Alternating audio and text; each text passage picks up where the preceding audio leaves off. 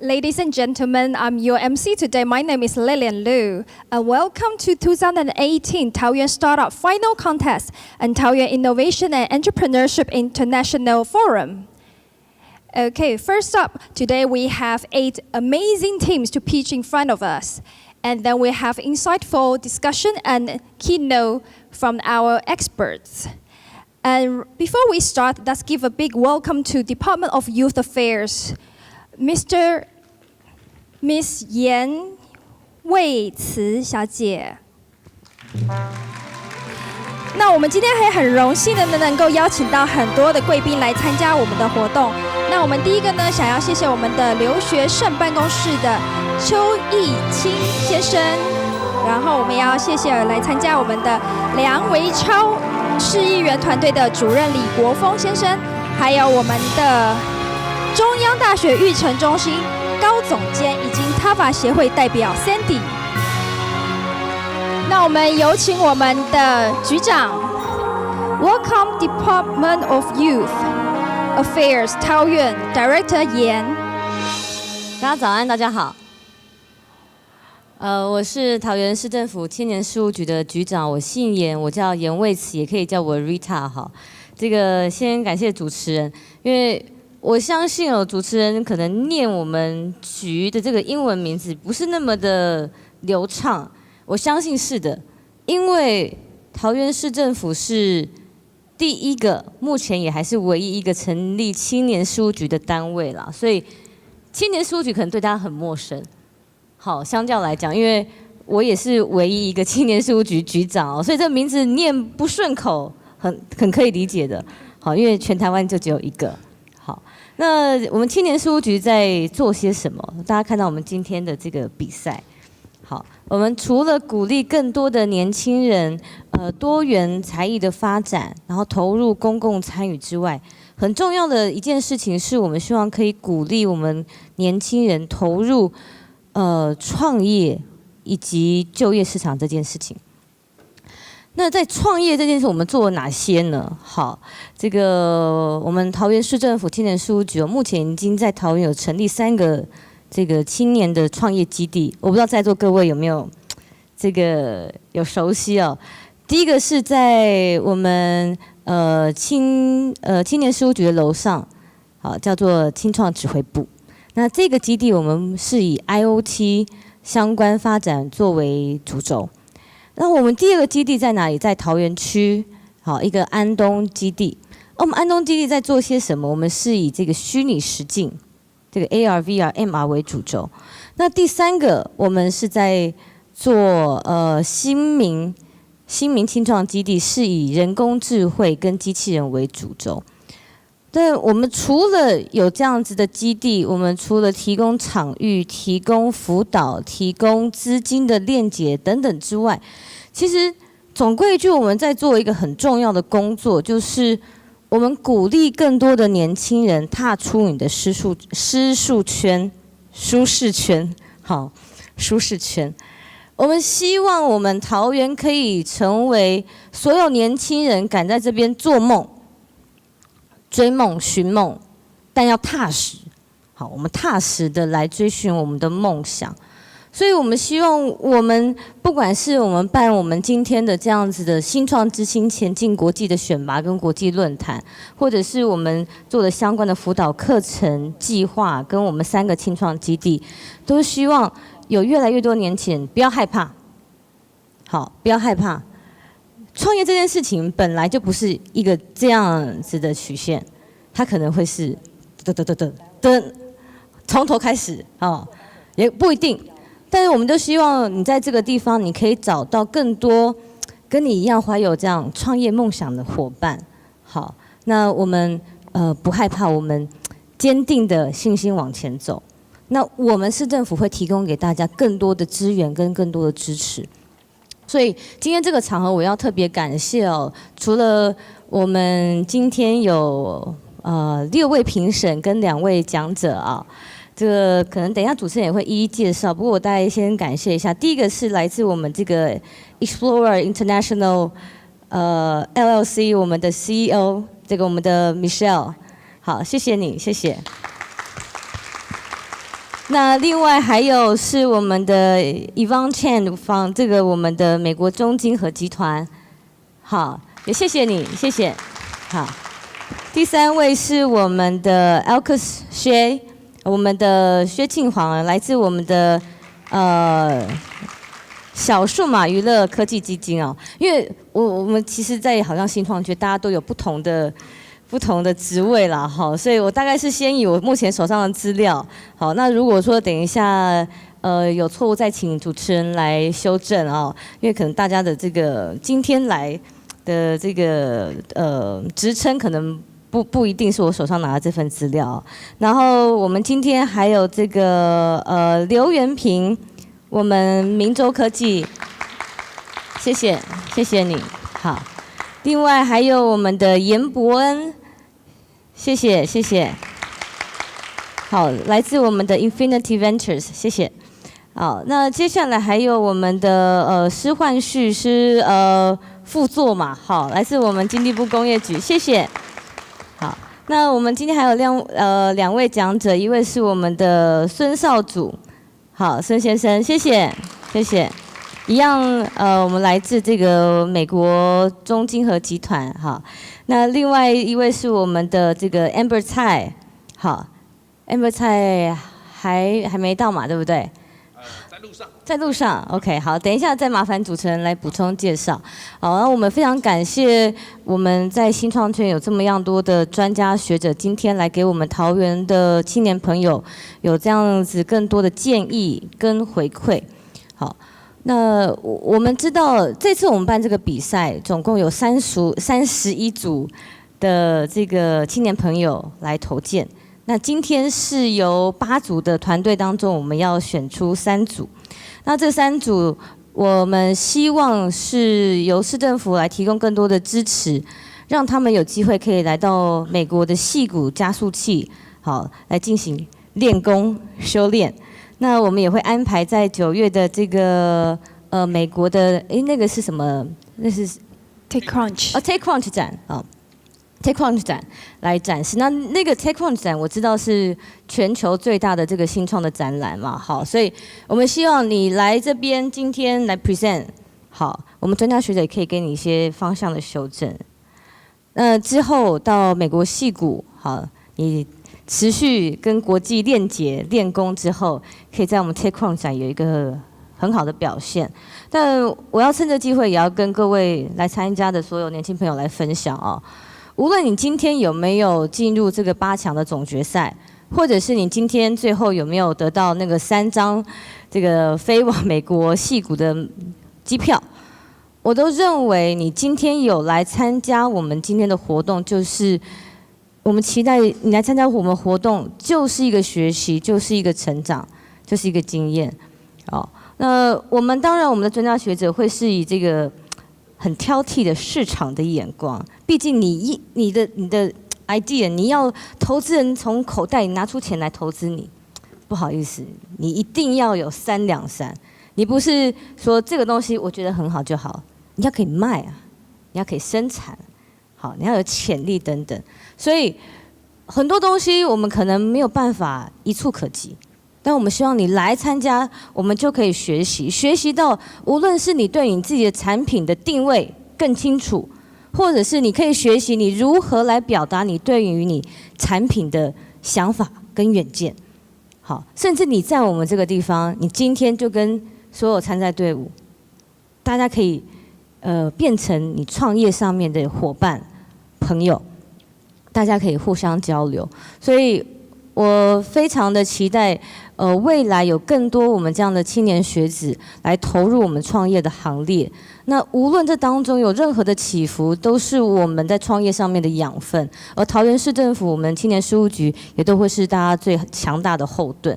那所以也趁这个今天，我们也要非常感谢今天有2位嘉宾有莅临给我们支持哦。一位是我们在地的梁维超议员的李国峰主任。好，这个梁维超议员除了是我们中立在地议员，也非常支持我们青年的这样的相关活动。那今天也很非常感谢我们立法委员陈学圣，由邱秘书代表来出席来致意。那我们也相信我们这样子的活动，好，无论未来会在这个市政府、议会，好，那甚至我们希望更多的中央机关来支持之外，我们也希望跟我们各个大学，不管是今天在地的中央，我特别也要介绍一下我们中原大学，好，我们育成中心的高总监，来站起来跟大家挥挥手，好。我们高总监是我们青年事务局最坚定的伙伴，好。那我们也非常感谢有各大学的支持，而我们也希望我们桃园市政府未来可以整合更多平台，无论是学校的育成中心，我们各个这个新创界的资源，以及跟我们议会的支持，所以我们都希望今天来参与的与会的所有的青年朋友，今天都带着收获而归。那祝福各位，谢谢大家，谢谢。Thanks to Director Yan。那谢谢我们刚刚局长的很详细的介绍。那接下来呢，我们就要开始我们的 pitching 了。Okay, let's get started with our pitching. And let me welcome our another presenter, David Guo from Eno.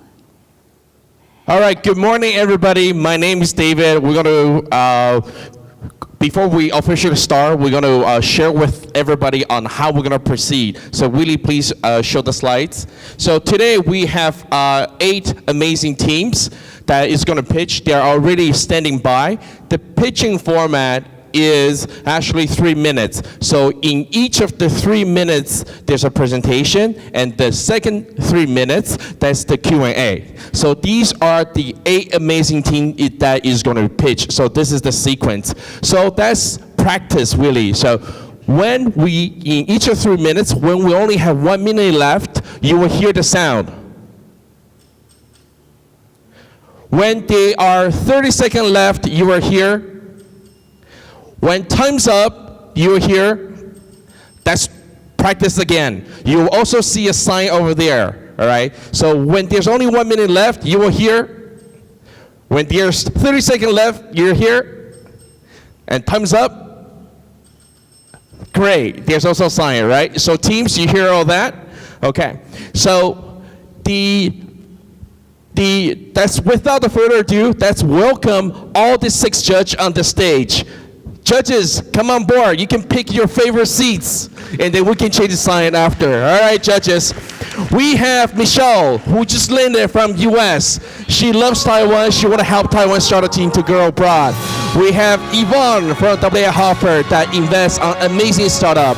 We have Alec, who is actually the entrepreneurs who start a few companies on IoT.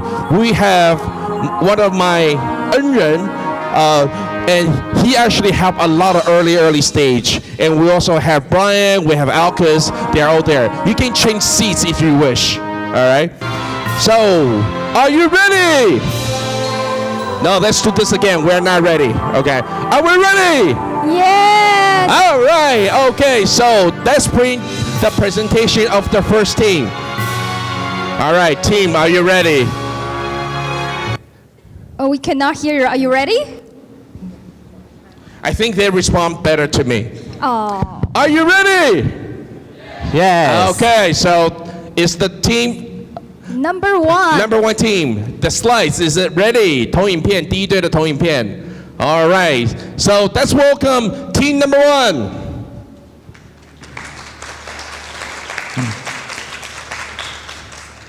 Hi everyone. We are Termion Technology. We focus on female adult entertainment. Yes. It's not working. 好，下一张。 Yeah, we include virtual reality and interactive technology and also social media. Since we got a lot of media coverage in TechCrunch before, that you may already know our product, Love Nuts, yeah. But I still briefly introduce it. Love Nuts is a very adorable female adult toy which combined with a flashlight disguise function.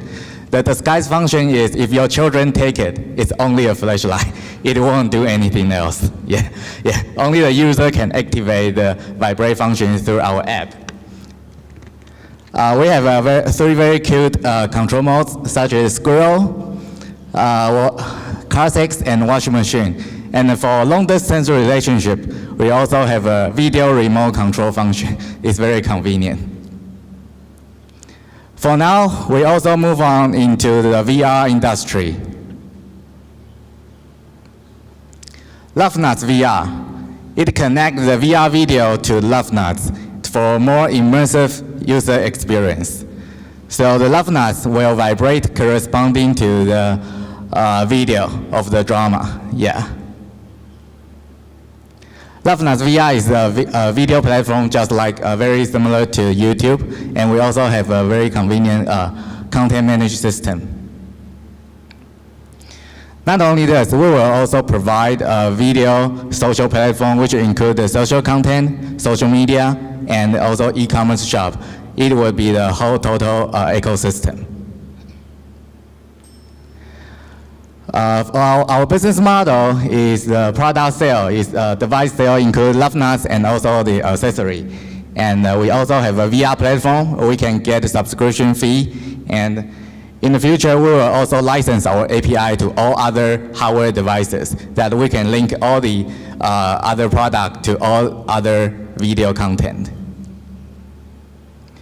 In adult industry, that the entertainment market is about $50 billion. Hi, I'm Donald, CEO and co-founder. Our co-founder Tony, who responsible for design and marketing, and Arthur is also a serial entrepreneur in Taiwan. Yes, very thank you. And if we got the chance, I think we can, since we got experience in TechCrunch before, we can open their eyes again. Thank you. All right, time's up. Okay, Q&A. 同问同答 Q&A. You have the mic on your. All right, Michelle, you want to go first? So can you share a little bit about the global marketing experience that your team has? Any questions? Also, may I know more about your product roadmap and your marketing strategy? Okay, one more judge. Know more about your market strategy about like to go global. Okay, go ahead. Okay, was slide. Sorry, my slide. I have another. 再把那个 slide. Okay, please go ahead. Yeah, about the first question is, sorry again. Yeah, about global market in this industry. That so you mean our marketing strategy? No, global market. Yeah. Okay.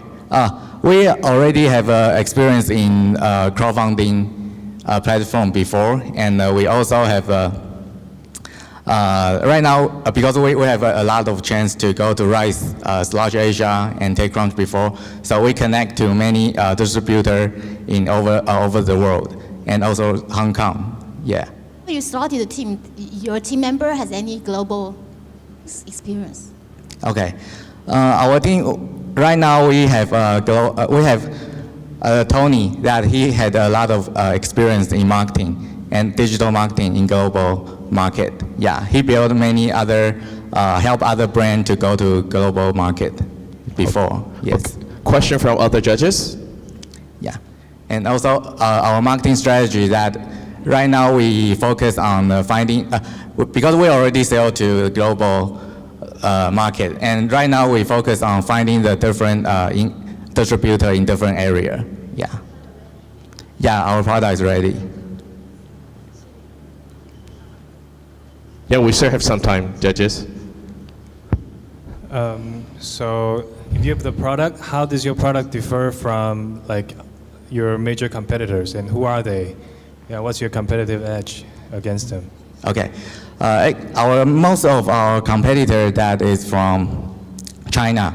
Yeah, they're right now the smart adult toy that they are more cheaper, and we emphasize the quality and also the design that we can fit the luxury brand compared to the Europe and United States company. Yeah. Yeah, that's the difference between we and our major competitor. And which incubator will you apply after this competition? Yeah, we might want to go to the TechStar. And why? Because actually we have applied to TechStar before. All right, time's up. Thank you. Thank you so you. much. Thank you. Thank you. All right, just keep the mic to the second. Hello, I'm Zui from My ID and Flights. Our company empowers individuals and teams to engage with digital reality.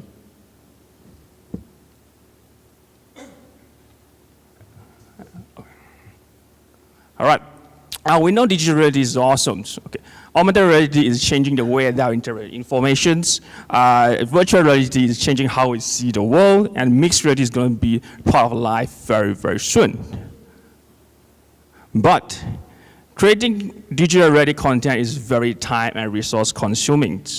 Many content creators couldn't access this fantastic technology because they simply do not have the skill sets of computer coding, and not to mention the fun to commission someone to do it. So the solution is Mecha, and augmented realities and virtual reality editors. Let me tell you how it works. Okay. Pick a picture as your markers, drag and drop anything you want onto the markers, and just, it can be pictures, videos, sounds, and 3D animations. Okay, just push the publish button, scan it with your smartphone, and you have it. It's that simple, no coding required. So, Mega reduces your project timeline 5 to 10 times. It reduces your development expenditures 5 to 10 times as well. And it's very easy to learn. It only takes 30 minutes. And you can upgrade to both iOS and Android platforms. All right. Within 8 months, Mega had 15,000 app downloads, 3,500 installations, and 4,000 user registrations. And currently we have 18 schools using Mega to teach, design curriculums, and to assist student admissions. All right. So we would like to raise our user amount to 250,000 in over 16 countries with 0.5 market shares occupation globally. And we also would like to get 6,500 schools on board to start teaching digital reality. Okay. Okay, we see the problems, we have a teams, so we have a solution. So what's next? So we want to further develop our products. We want to scout the teams and give you a big marketing push, and we want to move into the North American markets. So apart from that, our initiative includes the contributions back to local communities. So in fact, we were the participants in the Taoyuan Food Safety Carnival 2017, and we will be giving trainings to Taoyuan Department of Youth. Time's up, time's up, time's up. Okay, Q&A from the judges. And how do you make the money? Okay, one more questions. From Southeast Asia and then go to the North American. Is there any particular reason? Okay, one more. Maybe the judge will just turn the mic on. Yeah, thank you. What's the background of the team with respect to going into new markets, specifically North America? Yeah, go ahead. Yeah. So let me, first thing is share with that our video couldn't play it on their computers, so you couldn't see how it works. Okay, to answer the first questions, how do we make money? Okay, first, our business model. We're focusing on making learnings interesting, so we're targeting schools. Okay, and so in this case, the vendor will sell and push our product to the schools, and we provide free training to teachers. And by this model, the teachers can revitalize their teachings. The students find out that the learning is not boring anymore, and this recatalyzes that more schools will seek out our products. And in fact, next month, we are going to Philippines and to meet with Archbishop from Manila to talk about how to use Mega in the schools of Manila. So in Philippines is Catholic countries, so the Archbishop actually has a lot of powers and a lot of resource to help schools. And second question is, why do we pick South Asia? Because we feel that the new southbound policy is a great policies, right, and to bond business, diplomatic ties, and we support it wholeheartedly. And within our team, we have team members from South Asia as well. So we are very well versed of the business practices in South Asia. So I think that is our strength. And last question is, all right. Okay, team experience. Yes, ourselves we have scientists, we have engineers, we have teachers, and many of us are actually graduates from the United States and North America. And currently, we also have collaborations with team members currently in Canada.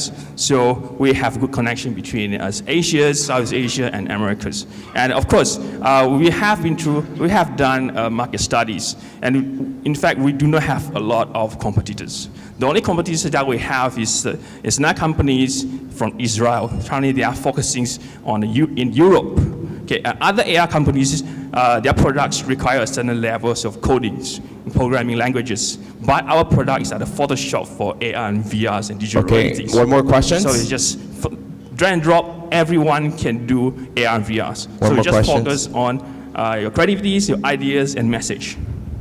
I might have missed that. Did you mention about your revenue model? Yes, I just mentioned that. Is that business model? All right, time's up. Thank you. All right, thank you. All right, let's welcome the third team. Come up. Team, come up. All right. Okay, my name is Paul Flynn from Alkema, and our product name is also named Alkema. And it can give you the magic power to turn any fruit into delicious craft cider easily and fun.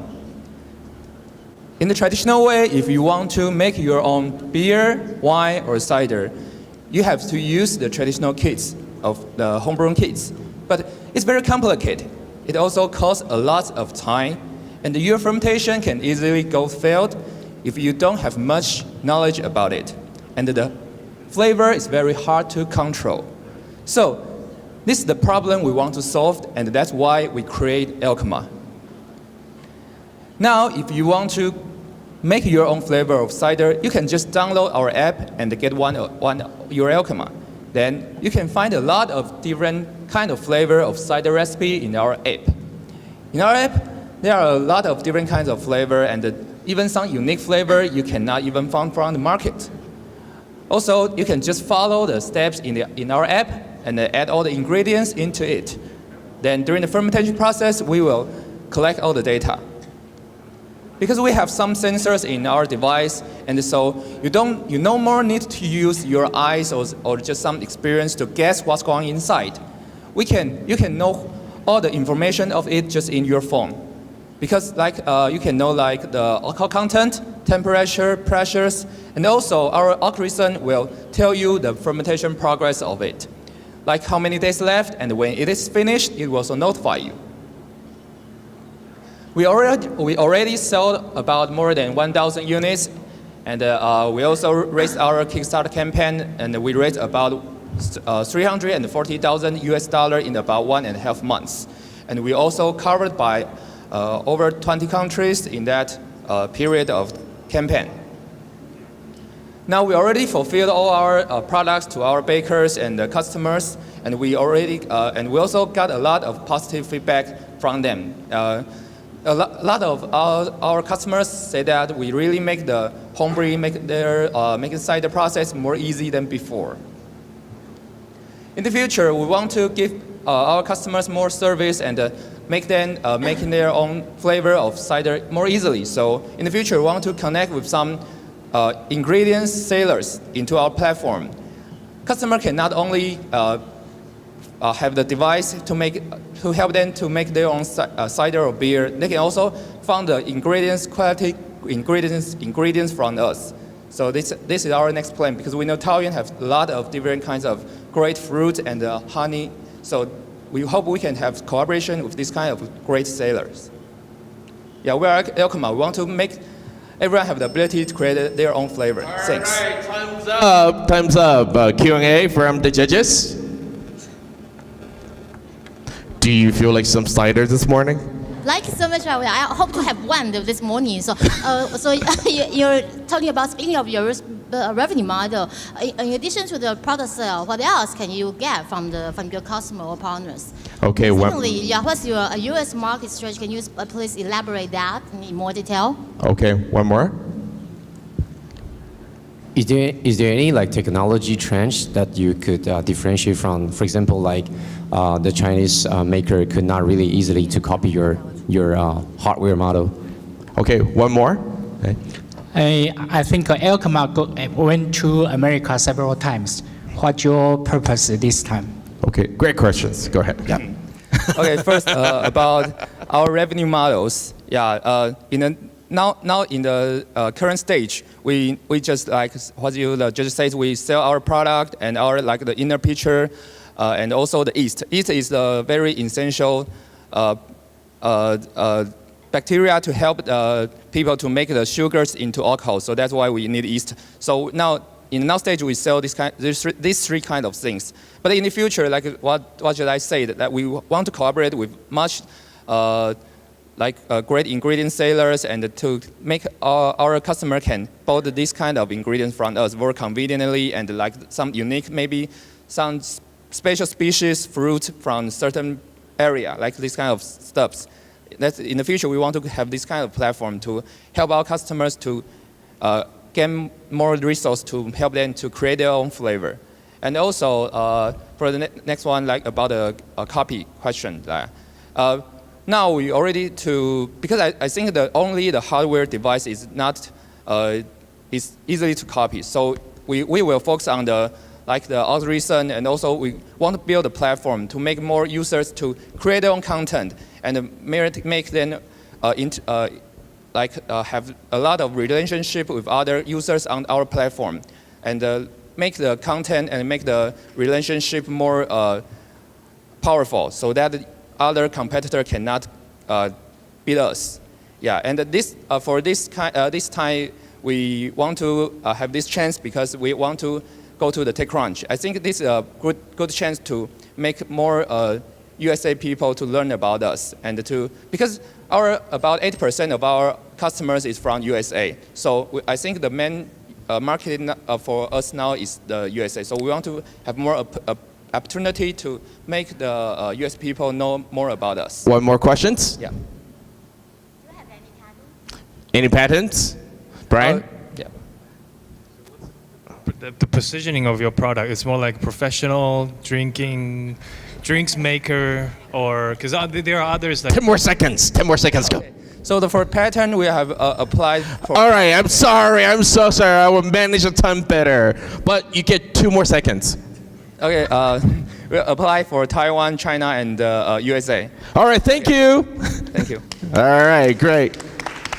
Okay, let's welcome our next team, Micro PC. A micro PC is an environmental cleaning device. Someone say, plastic is a great invention of the century. We cannot live without plastic. Do you agree? I totally agree. We create more and more plastic day by day. 8 million metric tons of plastic enters the sea from land every year. Plastic breaking down into the small piece of plastic microbe. And it floating every year into the ocean. And also, it also causes a lot of problem inventing into our ecosystem. We are student startup team from Zhongyuan Christian University, and we already focusing on plastic microbeads issue for 2 years. We have our own products. Sorry, this one is not working. And also, this is our cleanser. This is called plastic microbead cleanser.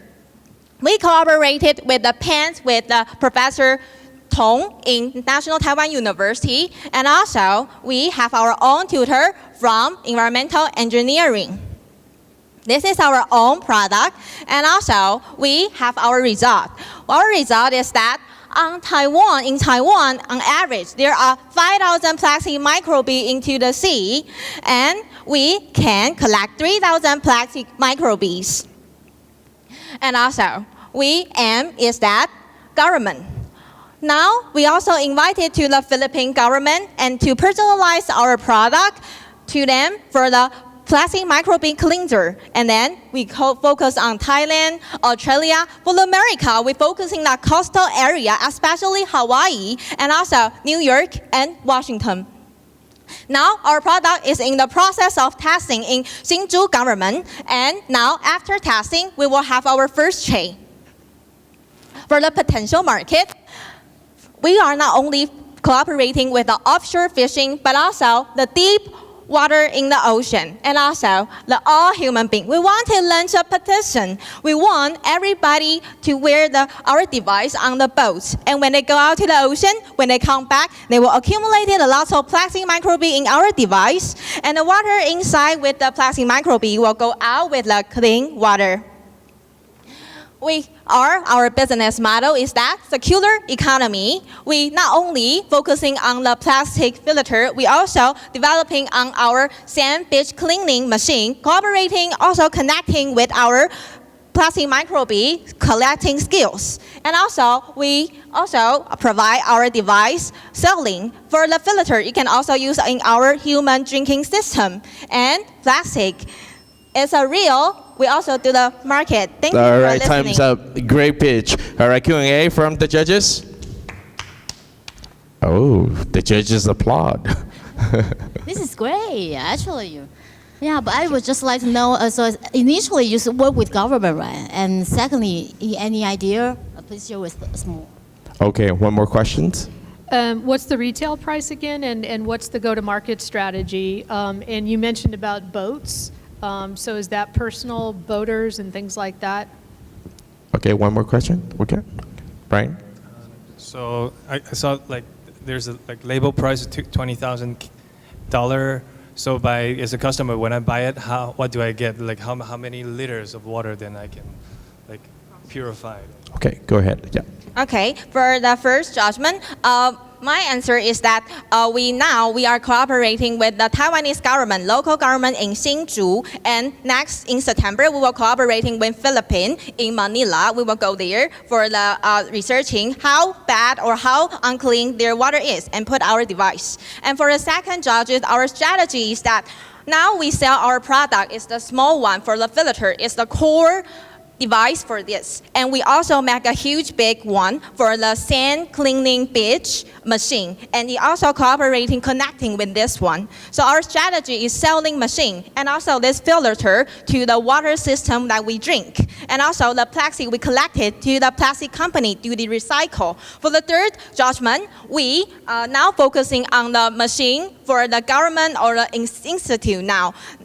Future, our marketing strategy will for the customer, for the public. So we now focusing on the NPO, NGO, government, local government, and foreign government now.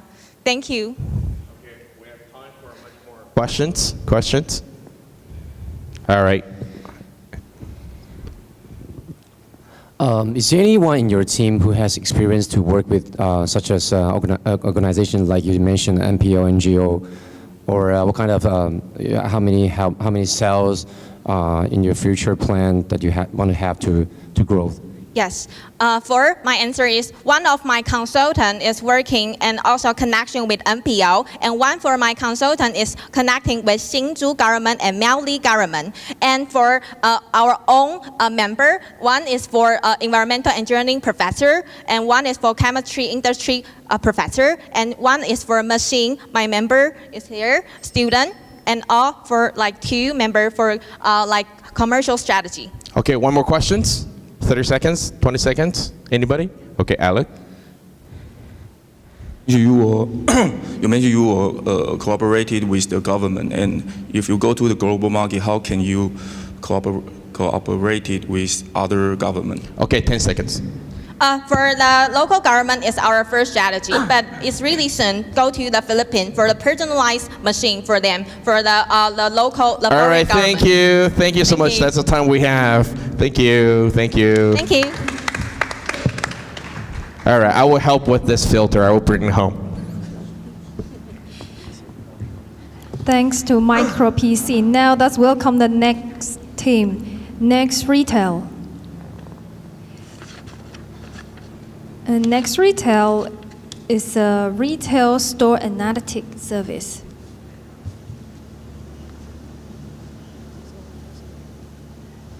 Welcome to the stage.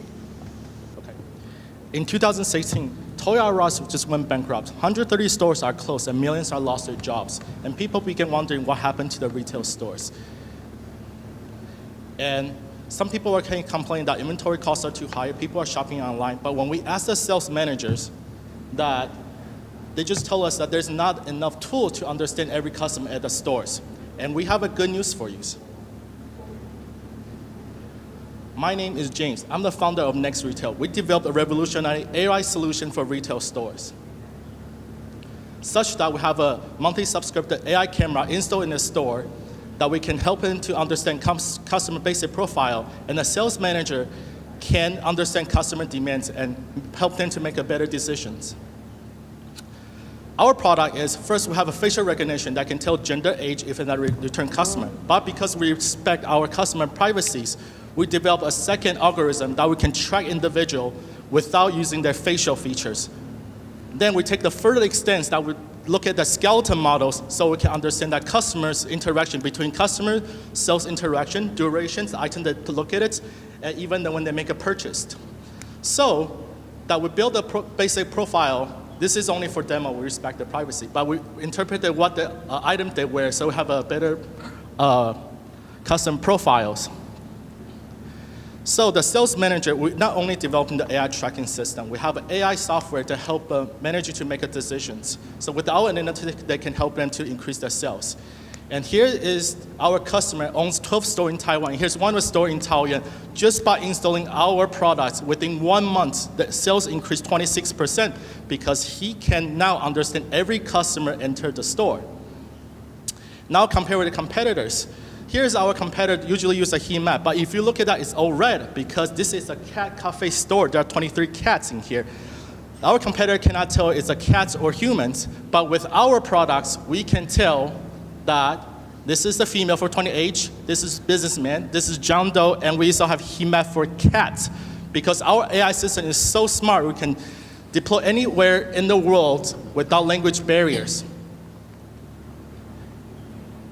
And we develop our AI chipsets to protect our customer privacy such that not only that, our processor is 4 times faster than Intel processor. And we can track the system doing the real-time trackings. We cooperate with Taoyuan universities and to develop our AI model, and we presented in NVIDIA this year, and we are bringing talents to the United States. We start small by tracking customer systems, but we dream big. These data are so valuable that we believe in the next 10 years in the future. All right, time's up. Q&A from the judges. Do you have any global market experience before? Okay, one more. Is there any like strategic partner that you plan to work with in United States or anywhere else? Okay, one more question. What's the business model with respect to average value of a customer and then how you make money from the customer? Okay, go ahead. All right, sorry. So, Microphone. Okay. Yeah.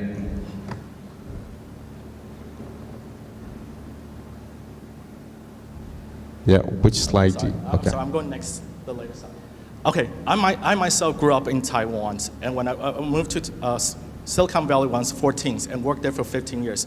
I work at Qualcomm, Cisco's, and I have international business with executive MBA degree from USC.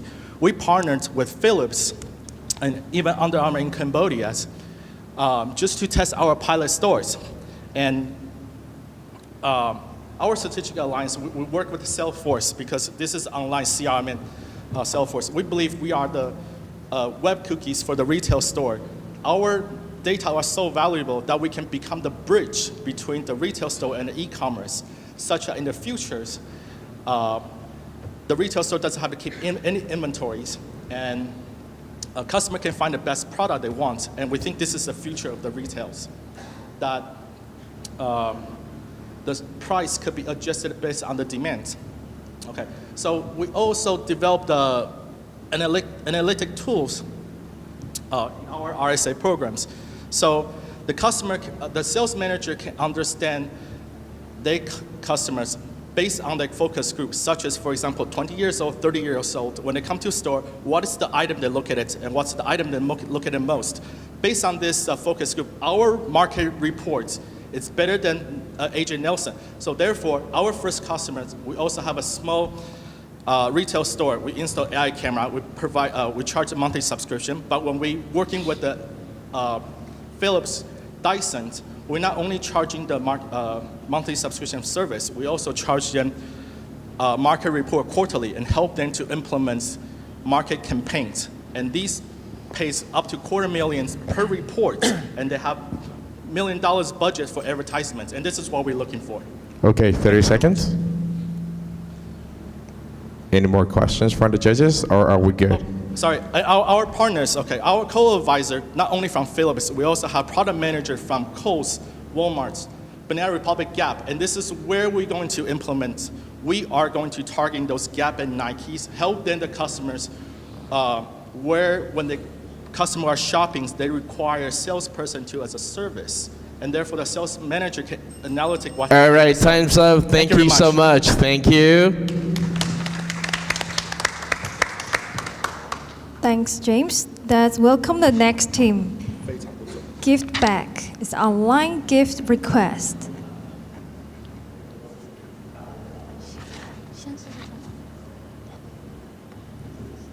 Welcome to the stage. Oh no, I just realized that today is my best friend's birthday and she's away in Sydney. What should I do? Send a gift right now? And it will take me 5 to 7 days and a lot of money just so a cardboard box may arrive? And don't even mention that my gift will be treated as another delivery package thrown in front of her front door. So you see, currently sending gift cross-regionally is extremely expensive, unreliable, and inefficient. But still, there are 80 million people out there are spending $9.2 thousand USD per year on this. People are in long-distance relationships. And think about people who are having international corporate gifts, people who have gifting behaviors. And diving more, with a survey that done with 47,000 people around the world who also have distance issue and in any kind of relationship, we realized that people have the pain points in common, which is they like me. They hate long days of waiting. They hate the expensive international fee and all the credit card issues. On the other side, what people want is actually quite simple. A way that someone can present our gift the way that we would and in the time that we want. So, quick question. What would you do if today you are far away from your family, lover, or friends, or even clients, but you have to gift them today? Gift Pack, the global on-demand gifting service, is our solution. Just few clicks on our website, Android and iOS, and voila, it only takes us 3 hours or more for your gift to be presented in a magical way. How? First, when you have no idea what to send, our smart gifting assistant will cover your back with the instant research it does with big data and AI. Second, about the payment, no more credit card issues being declined or a lot of language barriers. We support 65 countries' credit cards and third-party payments with local delivery price. Plus, one-on-one care on your gift and yourself, and real-time engagement. How about singing a birthday song while gifting? Our cracker can do much more beyond your imagination. Gifting may have its price, but the memory that we present is priceless. So since last June till from San Francisco, we already received over 1,500 global orders, and now is available in 10 other cities which can receive gifts from around the world, which including Taoyuan. And leading by our CEO Archer, who actually from Taoyuan Qingpu, we are on a mission to make Gift Pack the one-stop solution for global gifting and stay connected to the ones that you want. years of experience in big data and AI, we know ourselves can make the game much more smarter. All right, time's up. Q&A from the judges. So how do you make money? So what would be the average price somebody would pay for a gift, or is there a range, and then do you make a commission? And also, how many kind of a product or items are available in your by you? Secondly, how do you work with your logistics partners and your whatever partners locally? Okay, one more question. Do you have a? Oh, okay. Brian? We saw some traction in United States. Yes. So is US your target market to focus in your next step, or? So 3 questions? Yeah. Okay. So first, for the question 1 and 2 for our business model, so our margin profit is about 52%, and for that we take commission from, of course, from our global partners who provide quality gifts and services, including like traditional gifts, flowers, chocolate, champagnes, but also service like having massage to your house, or like virtual tickets for the styling assistant. So there are a lot of different kinds of gifts, actually. And on the other side, we also take the delivery fee from our customers. So when our customers go to our platform, they will see the final price with the gift price and also with the delivery price. And because they are asking for customization, such as sing a song, so they can also tip our packers. So we take commission from both sides. That's how we make margin, make profit. As for our delivery network, thanks to sharing economy system, we actually built our delivery network in the cities that we are available in, such as Uber, but more. So just like what we said, we do a lot of engagement, and also we ask our packers to do more customization services. And as for the US market, yes, we started from San Francisco and come back to Taiwan and go to Southeast Asia and other cities. But next step, we are focusing on going to the whole Bay Area and Los Angeles. That is basically our first plan from the first year. Second, San Francisco, and then and now we're going to Bay Area and Los Angeles. Yes. If that answers to your question. Okay, well, I think we still have some time. 30 seconds. Any judges? Brian? Do you have a photo of your product? Like, do you have a demo or something? Like we have. Or your slides? Yes, because so it will be, I think, the 5th page or the 6th page of my slide. Yes, because this doesn't work at all. Okay. So, the next stage. So here you can see is our website, and on the right-hand side is our iOS version, and also there are some screenshots from it. The reason why we use this is okay, thank you. Okay, thank you so much.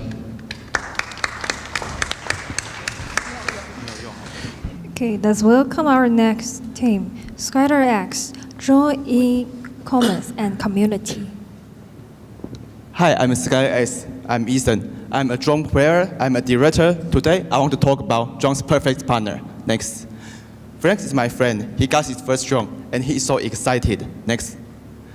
He can wait for his first flight, but he don't know where to go. Next. So he went to a park. As you see, there is so many trees there. Next. Quickly, his drone hit the tree. Next. His drone crashed. That is one of the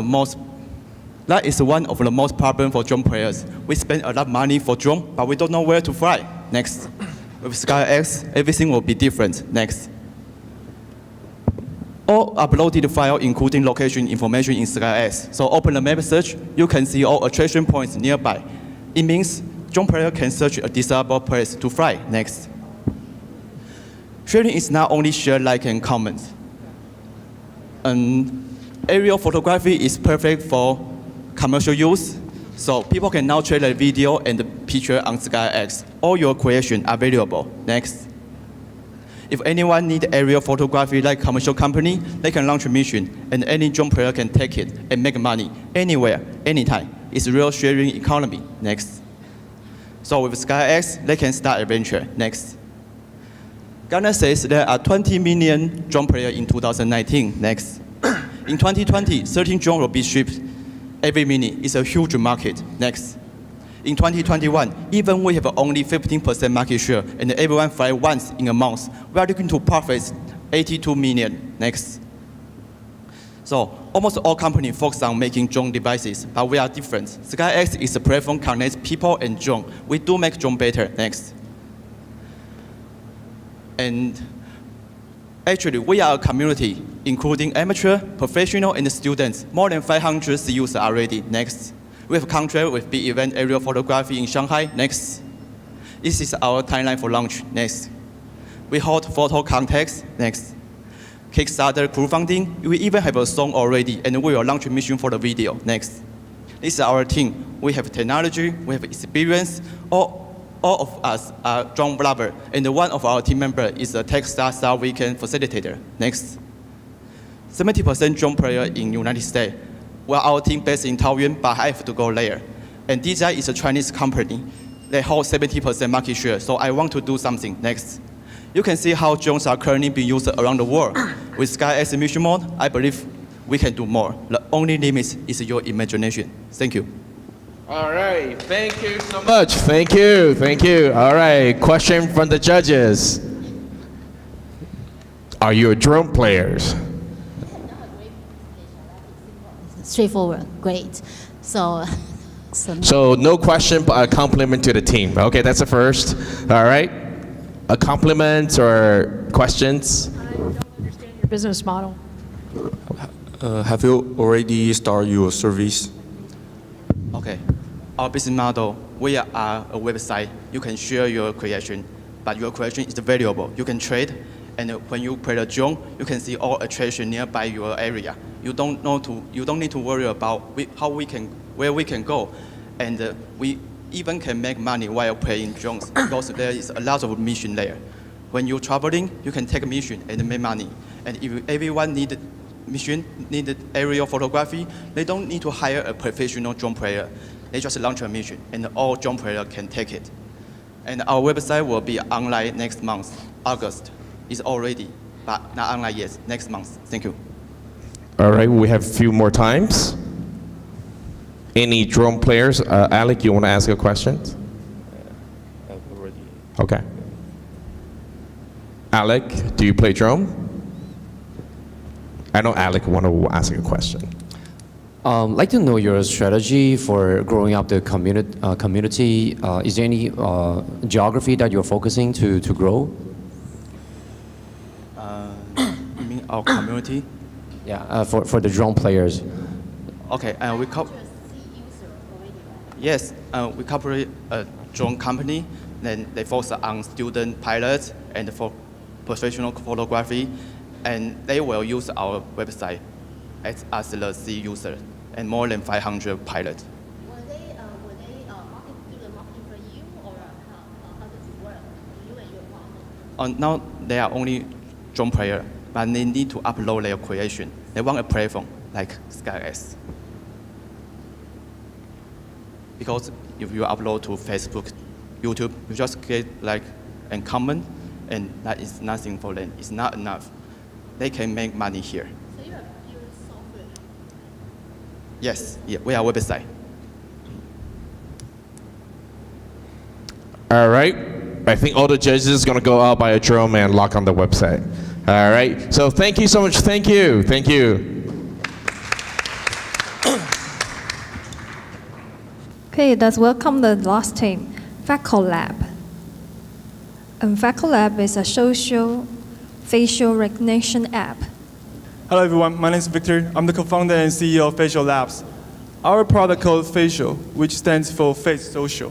You can imagine a scenario. You're at a networking event or a conference. You have only 1 hour networking time, but maybe you need a more effective way to discover who's in the room and make important connections.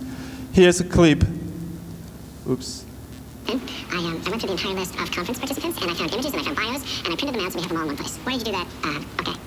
Who's this guy? Watch. He is Rick Smith, co-founder of Crosscut Ventures. How did you? ID Key, it's a facial recognition app that Monica put on our phones. You just point it at anybody, tells you who they are and how important they are to the conference.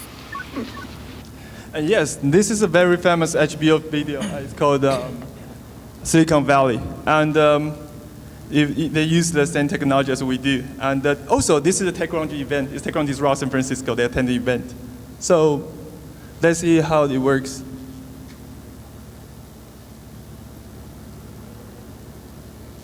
Wow. Next. Can you help me to? It's not working. All right. So first, you sign up with your face. Then you start detecting in real time. Next. And once it detected the face and recognized the face, it will show you the results sorted by similarity. By clicking the avatar in the search result, you will see the profile of the user you just searched for. You can view their social content, you can send a message, you can follow them. As a user, you can totally control your privacy. You can to determine what you're gonna show, you wanna provide information. And this is the message engine. So we also provide search history. It helps you to remind you who you met at which place on which date. Next. So let's see a demo video. All right, you can see it start detecting in real time. And it's recognizing now. You can see. And yes, it's the same one. So this is the picture I took last month in Silicon Valley. People in the picture were using our app in the event. We have established some connection to local communities that helped us to promote our app in their events. So user gave us a lot of feedback, very positive. After getting the feedback, we tried to adopt something. Now, by the end of July, you can download our app on App Store. Our business model is freemium. So users start off with limited search time per day. After they should upgrade to premium account with unlimited search times. Also, we provide virtual gift. It's very popular in live streaming apps. So we'd love to apply accelerators in Taoyuan. And if the government needs facial recognition technology or other organizations in Taoyuan need this technology, we'd love to provide assistance. Thank you. All right, time's up. Question from the judges. Yes, you can applaud. All right, question from the judges. How do you protect the user privacy? Because GDPR is kind of like really strictly, especially in Europe and also in the States. Okay, one more question? Or that's the question? So you show the competitor's product in the very beginning. So how is yours different from theirs? Because since they're also at TechCrunch Disrupt, I assume that's not the real one. It's just a demo. There's not a real app in the world. There's no the same thing in the world right now at this moment. Even can say it's not mature, and no one dominates the market right now. And for the data privacy, a user log in our app, approving our terms of use. We describe how we use the data without their consent. And also, we provide the user a full control of data privacy. They can turn off or turn on everything. They can turn off the facial recognition technology, facial recognition, which means, for example, they're in the MRT in the subway, they don't want to be recognized, they can turn it off. So we give the whole control to the users. And we also consult to the lawyer, he says it's okay. Questions, comments? So about your team, what's the experience and background of the team with respect to US market entry or understanding the US market? All right, so since we can see the, sorry, can you, next video. Next. So we'd love to join. This is our team members. We have our CTO has experience in 500 startups before. He's a long enough 500 startups, and we also want to go to TechCrunch Disrupt because we want to bring the app to there to show people this app do exist, and I think it's gonna blow up the media. That's our strategy, first strategy. And also, we have, like I said, we have some connections in Silicon Valley. We've been there for 2 months, last couple weeks. They help us to they just help us to promote our app in their events. They want their use, because there are a lot of 100 or a couple hundreds attendees there, so they can make them more interactive and easier to find, to know someone else. So who's the marketing person on your team? Me. I think we have one more questions. Who would like the face to be recognized? if it can help you, like some event, you forgot you met someone, or it can help you to, effectively to discover who's in the room. Sometimes we go to the event, we just know some specific person, but you spend like 5 minutes, 10 minutes to talk to someone, but you just find out that it's not the person you want to know. So for example, I want to meet some VC, so I attend the event, I just search for VC, VC, let's talk to you. VC. Yeah, that's probably can save you a lot of time, because sometimes they just All right, thank you so much for your time. Thank you, the judges. I think this concludes our amazing top 8 teams. What we are going to do, thank you to teams. Lovely teams, you may take your seats and take some rest while we will invite the judges to the VIP rooms. And before you leave, making sure that we have put the scores, we have done the rankings, and then we're going to have a deliberation. And we will be back in 20 minutes for the result. And then, judges, let's go. Let's give a well-round applause for the judges. 让我们再次以掌声感谢我们所有的评审。那我们现在来快速的跟大家讲一下，我们介绍一下我们刚刚的8个团队。Okay, that's a quick recap of the 8 teams we just had. The first team is Turn, it's IoT and VR for female. And the second team is MeFly, AR, VR, MR online platform. And number 3 is Okma, IoT cider maker. Number 4 is Micro PC environmental cleaning device. Number 5 is Next Retail store AI analytics. And number 6 is Gift Bag, online gift request. Number 7 is Skyler X, joint e-commerce and community. And number 8 is Faco Lab, social facial decoration app. Okay, and now we are honored to have Ms. Michelle from America to be our keynote speaker. Ms. Michelle is a CEO of Explorer International LLC CEO, also a very famous co-author of the best-selling book, Decoding Silicon Valley, The Insider's Guide. And today she's going to talk about how cities help entrepreneurs and their startup thrives.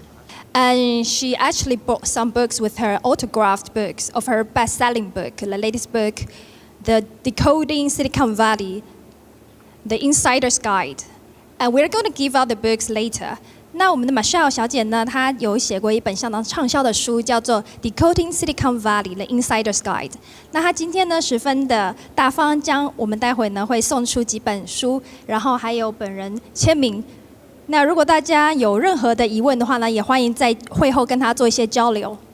OK， 那我们现在先来看一下这本书呢，叫做 Decoding Silicon Valley。就是我们的 Miss Michelle 所写的书。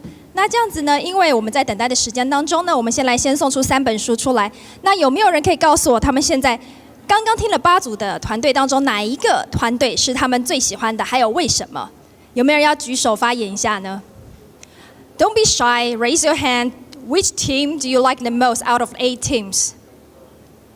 OK， 这位小姐戴眼镜的小姐，请说。我们可以请一个工作人员帮我拿麦克风给她吗？嘿，对，就是这位戴眼镜的小姐，可以请你站起来吗？对，就是你，谢谢。Can you tell us which team do you like the best and why? 可以告诉我们你最喜欢哪一个团队，然后为什么吗？就是跟那个。是做哪一个？应该是第4组别是吗？第4组别是做哪一类型的 ？Environment 那个。Environment。对。OK， 我们的 Micro PC。哦，对对对。可以跟我们讲为什么？分享一下吗？为什么最喜欢他们？因为怎么说，在现在是全球化的时代，对，那当然我知道各个组别就是大家都是很向往要去美国做发展的，对。那我觉得目前以一个创新的企业来说，那最重要的是。就是对，像我们对环境有所贡献。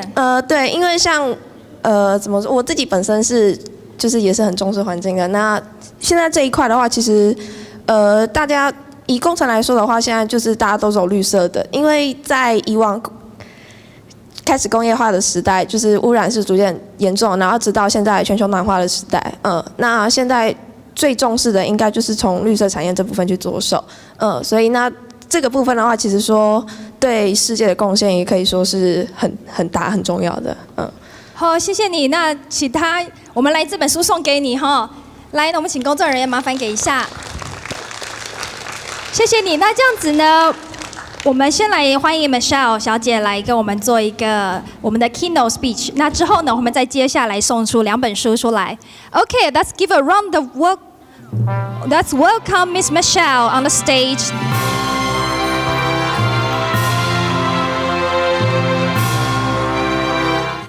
Good morning. It's a pleasure to be here in Taoyuan. Okay. So she's showing a copy of my book, Decoding Silicon Valley, and I think we're going to be giving away some copies of those shortly. So I have about 15 minutes to talk about some of my experience working in many different countries around the world. And this does not work. Ah, there it does. It does work. So I am a serial entrepreneur based in Silicon Valley. I have worked in more than 61 countries, and I'm very pleased to be here in Taoyuan City today.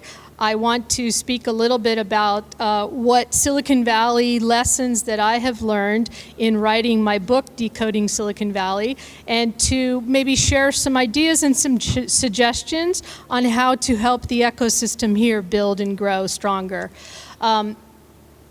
The most important thing to understand about startups is that it's a very hard job, and it requires for a startup founder to have lots of support and assistance from the community and the supporting ecosystem. Next. They're very fragile. It's easy to start a company and to initially grow the company, but for a company to be successful long-term, it takes a lot of time and energy and resources to be successful. Next.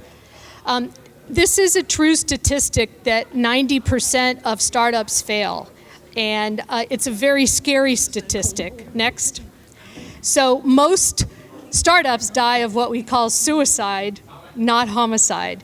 That means that the decisions that the founders have made and the business decisions about what markets to go after, what products to target, and which team members to recruit for the company, it's all internal decisions generally that are responsible for making the company fail. Next.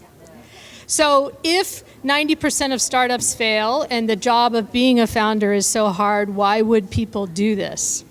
And the reason is that most founders want to change the world. They want to solve a problem in the world.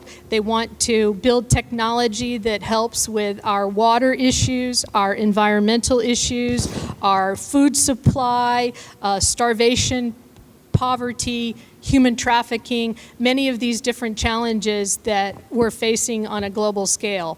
Next. So I brought this diagram of Silicon Valley to help you understand some of the components of a successful ecosystem in Silicon Valley. Now, please understand that Silicon Valley has had 60 years to build this ecosystem. So they did not start yesterday, they started almost 60 years ago. This ecosystem is aligned and everybody's unified around the idea of supporting startups and entrepreneurs so they can be more successful. And you'll see around the outer edges of that diagram that there are lots of partners, everything from universities to research and development labs to many different kinds of investors. So friends, family investors, angel investors, professional venture capitalists, and then corporate venture capitalists. There's lots of different types of venture capitalists and investors there.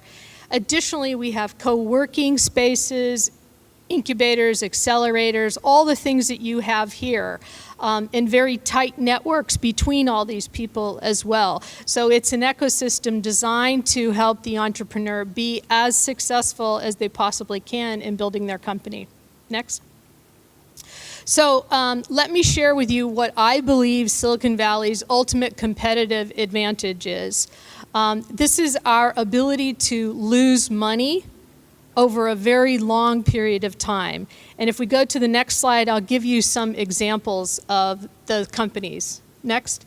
So you will see many brands that you recognize here: DocuSign, Uber, Box, and Square. DocuSign is a 15-year-old company, and they just went public in May. And you'll see that they're still having a $50 million loss. Okay? 15 years old, $50 million loss, they went public. The second company, Uber, has been tracking with multi-billion-dollar losses for many years, and in May of this year, just announced a profit. So Uber's been around since 2009, so it's a very long time. Dropbox, many of you are familiar with Dropbox, they have been tracking with a $100 million loss for a very long time.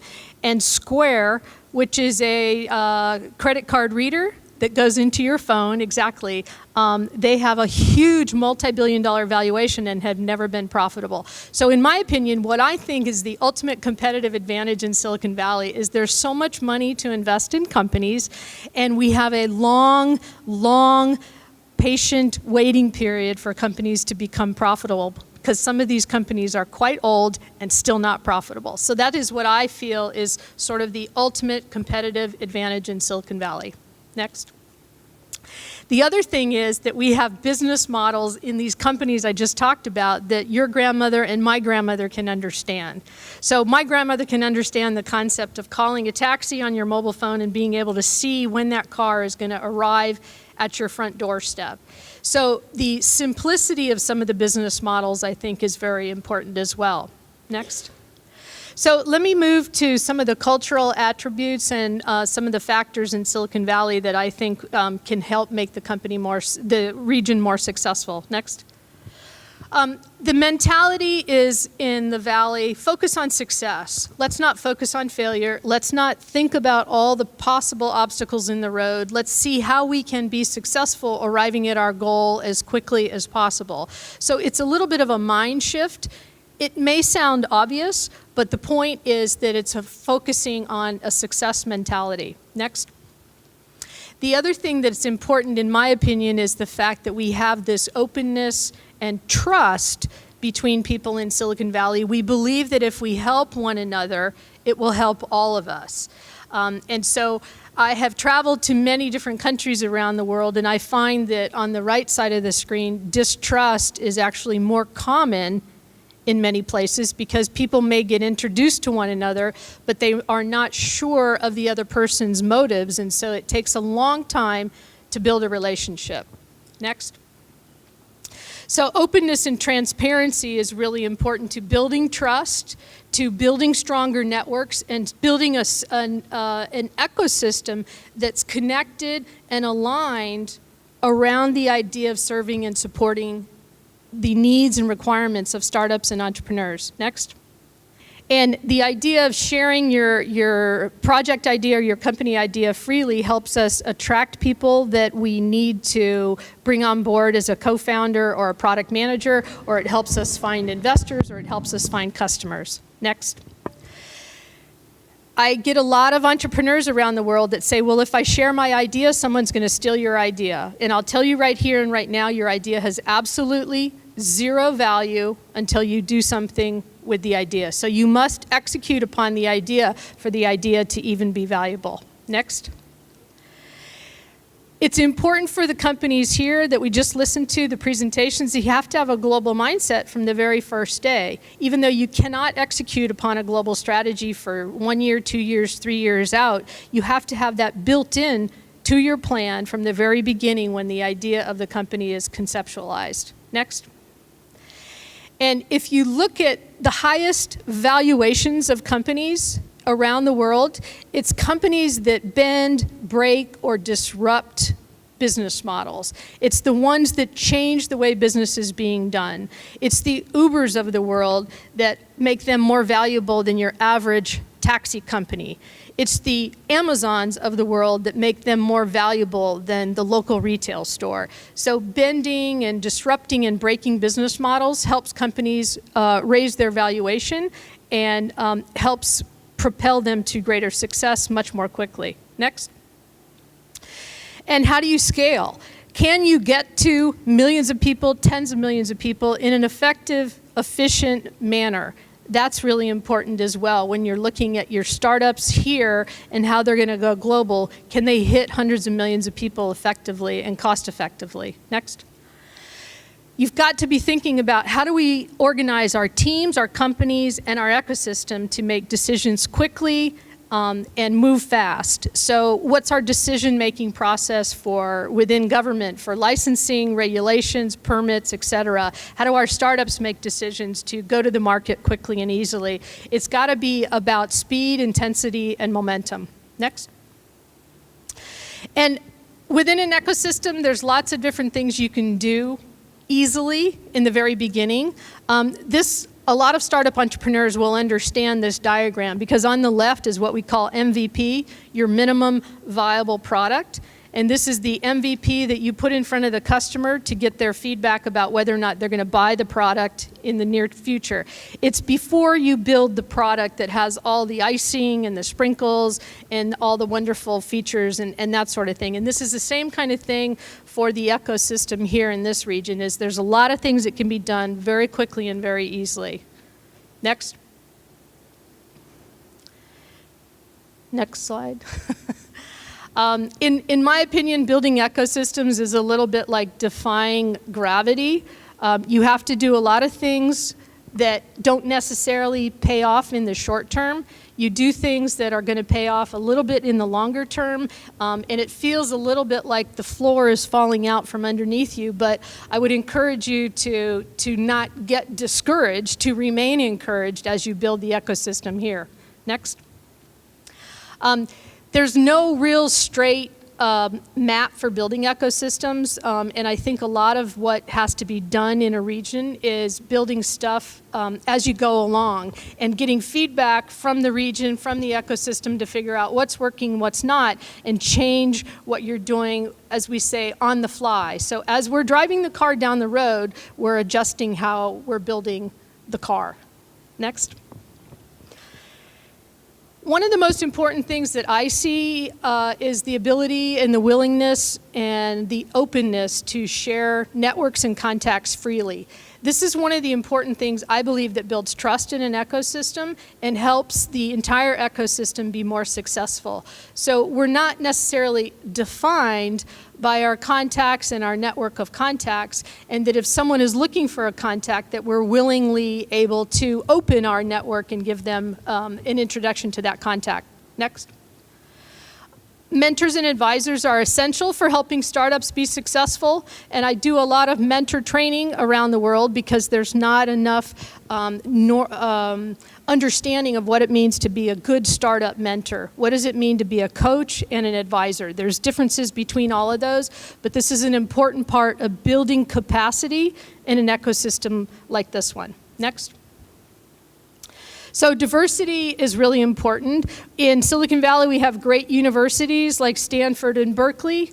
They attract tens of thousands of students every year, but the interesting part about the Silicon Valley area is that 51% of the people in that area are born in another country. So half the population is from somewhere else. And we also have 120 different languages and dialects spoken in Silicon Valley. So this diversity that we have, I think, helps us build better products and better companies because you have so many people from different perspectives, different socioeconomic backgrounds that are coming together to build a product or build a company. So think about how you can diversify your ecosystem here with more people from different backgrounds. And the little note off to the side that says import talent. Since Startup Chile started about 8 years ago, they offered a visa for people to go to Chile and build their company there. 50 other countries around the world have used that same model to attract entrepreneurial talent to their region. Next. Building an ecosystem that's really strong, it takes a lot of experimentation, so you have to have the patience and the tolerance for that experimentation process, what works and what doesn't. Next. And you have to look at what kind of patterns are developing in the ecosystem. So what kinds of meetups are coming up, what kinds of meetups are being developed, what types of companies, clusters of technology are being built, that sort of thing. So you want to look at those patterns and figure out how you can leverage those. Next. It's important that the regional ecosystem here connect startups with government and corporations for customer opportunities, for market opportunities. This is what customers need, is access to markets. Next. And it's always going to change. It's going to be constantly changing. What you do now today will be different than what you do next spring, for example. It's always moving and evolving as it should, and it will never stay the same. Next. So there is some element of testing, there is some element of trying A versus B, and there's some element of failure that's going to happen in this. And the failures can be small or the failures can be big. But the bottom line is you've got to keep trying, and the more that you try, and the sooner you learn what works and doesn't work, is the faster you can move on to the next thing. Next. I think luck is a little bit of a factor as well. In my book, I interviewed many CEOs, and they all indicated that most of the older CEOs, the serial entrepreneurs, indicated that luck is a factor in their success. Next. And it may look easy when you look in the rearview mirror, but going forward, it's always going to be kind of complicated. Next. And you will have what we call OSMs, and OSMs are oh shit moments. This means you suddenly wake up and realize that what you're working on right now may not be the best thing for you to work on. And so it's called an oh shit moment. So the ecosystem development, you will have OSMs as you go forward. Next. There's usually lots of options when you do have those kind of moments. I think it's easy to bring in expertise from different parts of the world to help you make good business decisions about what might be the right things to build or the next place to focus in the ecosystem. Next. It does take time. This is definitely more of a marathon than a sprint in building an ecosystem. Next. And my work with governments all around the world is I've never seen kind of a direct path to success. It's always been sort of like the traffic in Taipei and Taiwan, you know, which is all very unpredictable and moves very slowly sometimes. Next. So keep going. Next slide. So I'll share with you a quote as I wrap up this that the founder of Twitter said, timing, perseverance, and 10 years of trying will eventually make you look like an overnight success. So becoming an overnight success takes a lot of time. And the same for Taoyuan here, this region, this part of Taiwan, it's going to take a little bit of time to be successful. Next.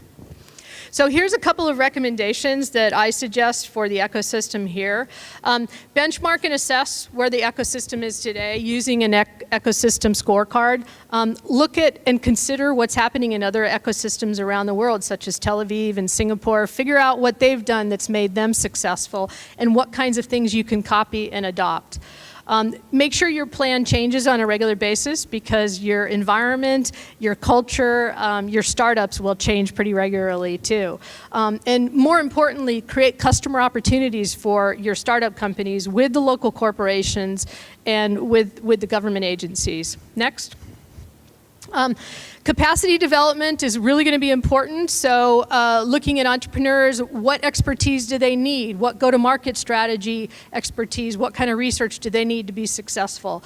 You've got to build capacity with your investors. You've got to build your mentor networks and the ability to mentor and understand the difference between a coach, advisor, and a mentor. Bringing in lots of meetups and events and activities is going to help open the network much more, as is bringing in international people who've got experience from a lot of different ecosystems. So most importantly, though, I think is opening up the network and being more free with the contacts and connections to offer them. Next. So I think that Taoyuan can be a very unique place, and I hope that some of these ideas and suggestions and my work from 60 different countries around the world will be helpful for you as you go forward. Next. And so I think that you can make some magic here. Just listening to the 8 presentations that we saw from the startups, I was pretty impressed at what I heard. And I'll go to the next slide, and I'll make myself available for any questions or comments later this morning. So thank you so much. Let's give a round of applause to Miss Michelle. 让我们以最热烈的掌声再次感谢 Miss Michelle. 那这上面呢有她的联络方式，如果大家有任何的兴趣的话，都可以直接的跟她联络。Okay, do you want to give the books away now?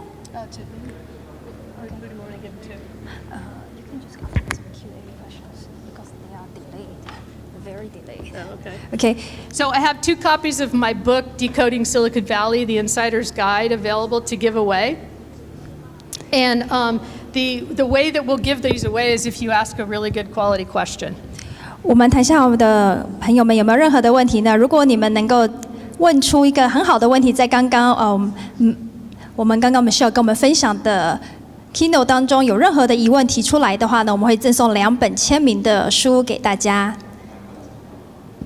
有没有人有任何的疑问，或者是来，我们请工作人员帮我们拿麦过去给这位先生一下好吗？ Okay, he has a question, and let's give him the microphone.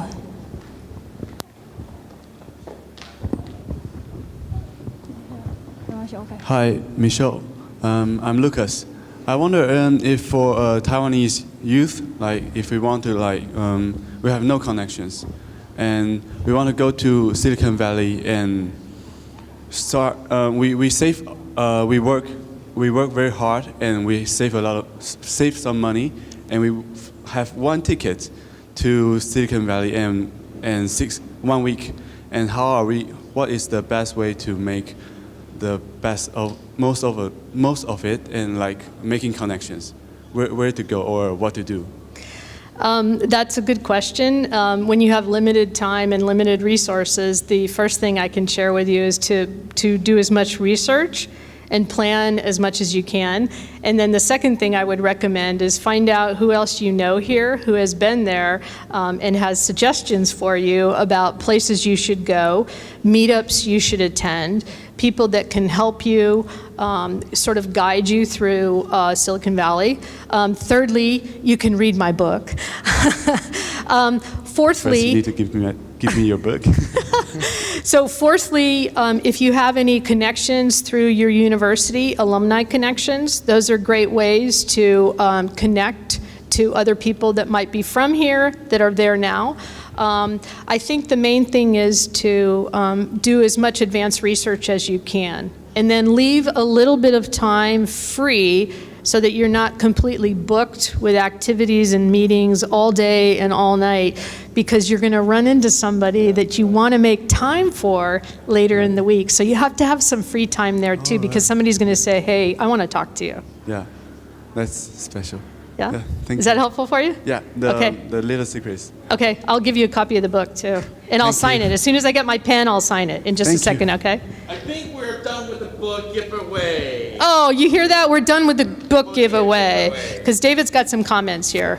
So, I think, Michelle, we need you for another 3 minutes. Okay. Okay. Right so, here? yes, right here. Maybe right at over here. Right at. Okay. There's a mark on this. There's a mark. This is a photo session done. Okay. So maybe we'll take about 3-4 minutes to share about overall these 8 teams. I know they've been done incredible on their pitches.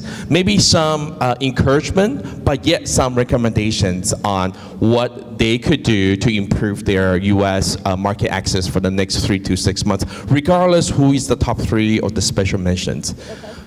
So doing a 3-minute pitch is a huge challenge for a startup. I've worked with startups that do 5-minute, 3-minute, 1 minute. I think 3 minutes is actually harder than doing a 1 minute or a 5-minute. So I want to congratulate all the companies to be able to encapsulate their message in 3 minutes, because it's not easy. The kind of advice and guidance I will share is that the criteria that were used to judging the companies about U.S. market access or entry, things like that, that it's important to incorporate some of those key themes into everybody's slide and presentation. But overall, I like the companies, all of them very diverse, very different, very unique. Some of them solving really big problems in the world. Some of them targeting very specific niches in the market, which I like.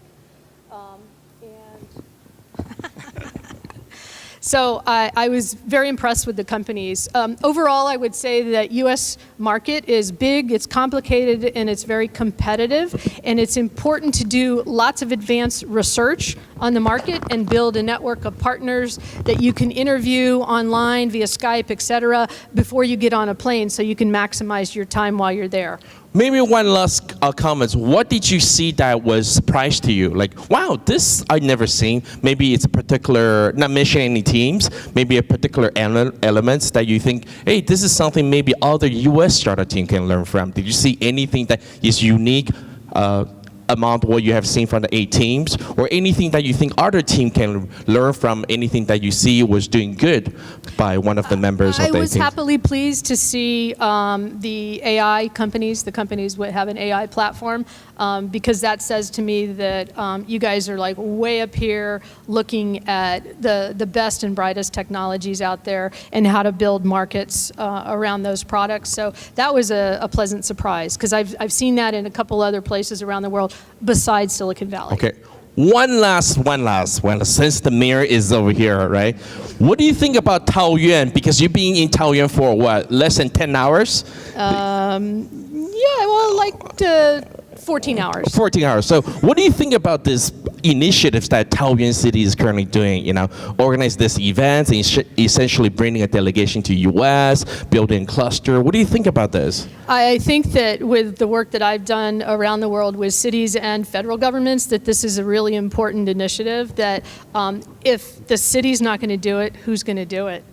In some respects, you can't allow this stuff to happen as organically as it did in Silicon Valley over the past 60 years, because the technology and the people, it's all global and it's changing so fast, you have to have a hand in developing it. So I'm very pleased to see this initiative. Well, thanks to the mayor and the director, they are there. Okay, once again, thank you so much, Michelle. Thank you so much for your kind sharing. Thank you.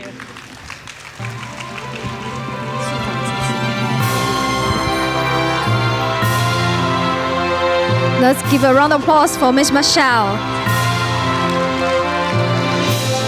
那我们现在请我们的桃园市的大家蒋正文蔡市长上台致辞，有请郑市长。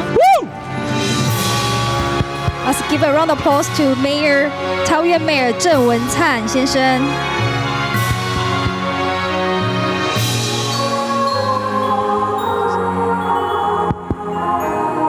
这边请。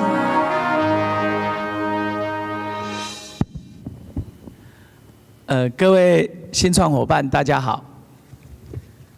今天是桃园市政府青年事务局举行这个新创之星的选拔，也是论坛。那谢谢青年事务局严卫慈局长，也谢谢6位评审，那也恭喜8组入围的团队，还有谢谢我们的这个创投的这个代表。美国中金和集团的孙少祖副总裁，也谢谢我们这个经济部工业局的这个网通产业推动小组的施焕旭，我们的这个主任。好，我想今天等一下就会要产生结果了哈。那我就稍微报告一下，这个新创需要冒险，也需要梦想，这个。梦想希望大一点，需要资源；那冒险希望风险低一点，也需要资源。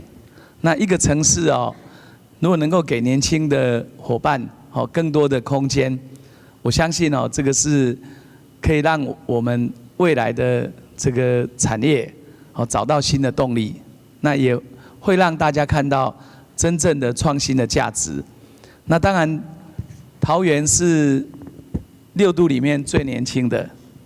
那也是平均年纪大概38岁，市长也是6都最年轻的。那所以我担任市长以后，成立了青年事务局。那在这个青创的部分，我一直希望能够不管你是社企创业、创新创业，包括农创、文创，我们都很鼓励。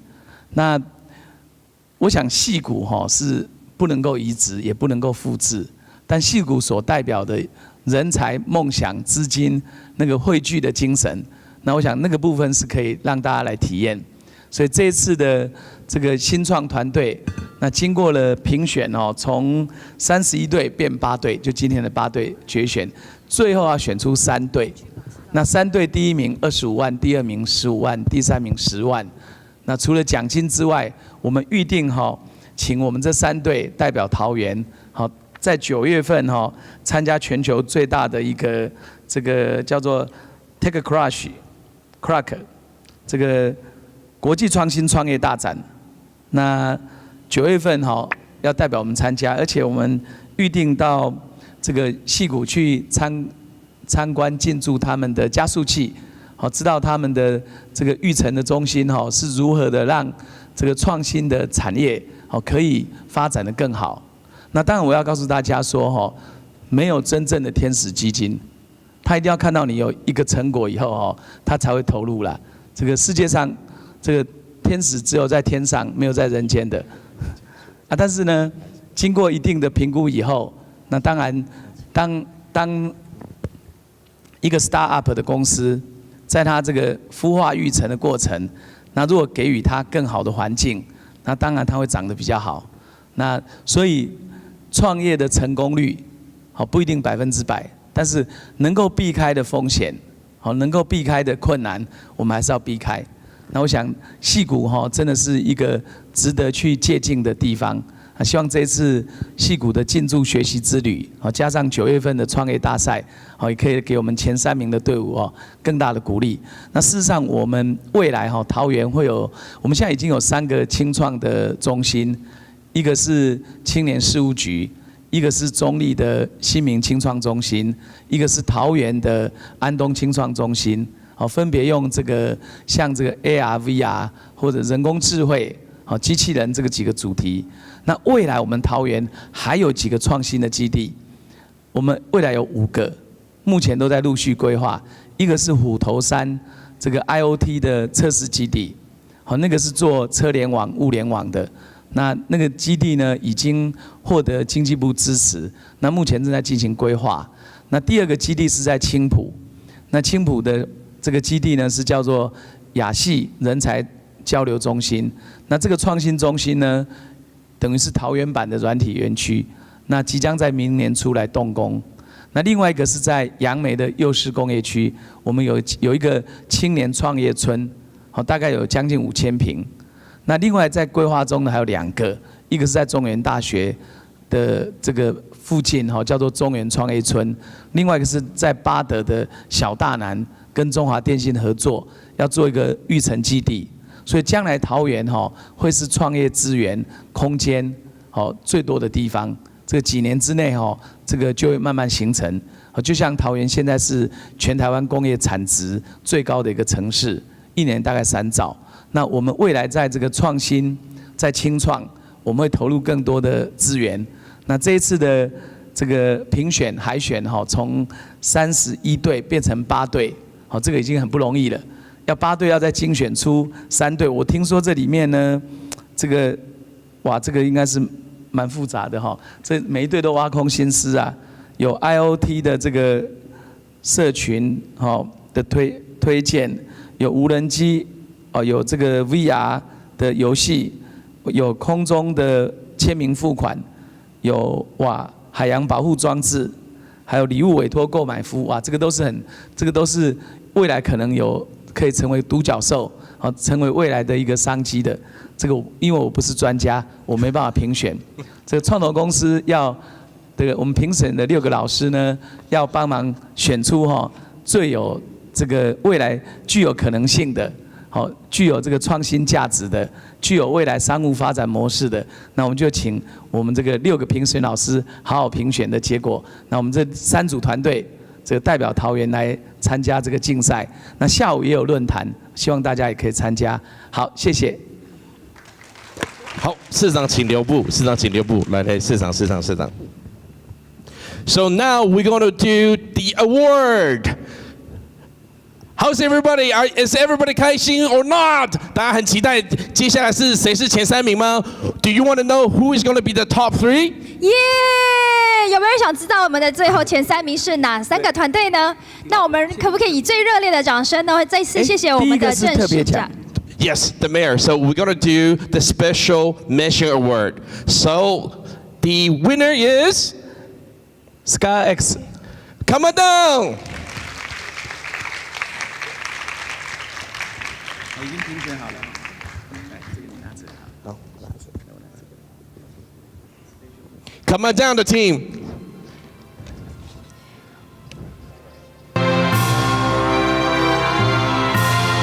那我们请我们的得奖者，还有我们的市长，看着我们的摄影大哥，跟我们一起合照留念，谢谢。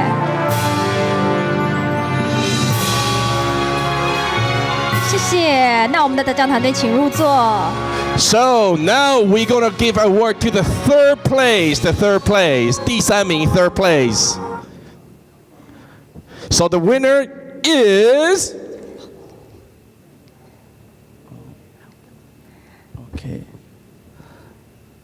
第3名是 LK 嘛。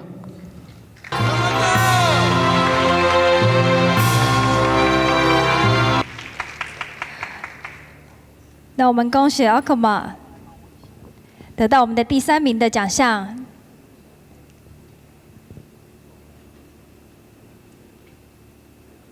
来，那我们请我们的得奖团队还有市长一起留影。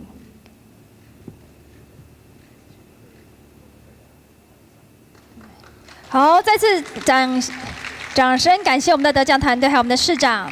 All right, now we're going to give out an award for the second places, the second prize.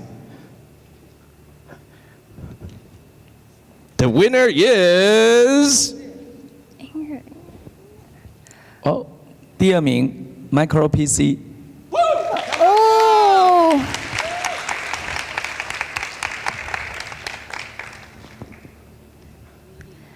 来，我的 Micro PC 得到了我们的第2名的奖项，恭喜得奖者。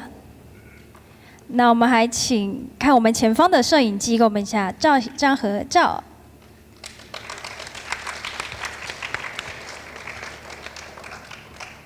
Now we are going to give our award for the number one. So the winner is.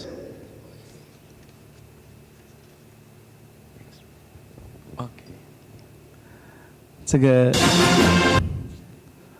新创之星选拔第1名 ，Next Retail。Next Retail， 让我们再一次恭喜 Next Retail， 麻烦请得奖者尽快上到台前来领奖哦。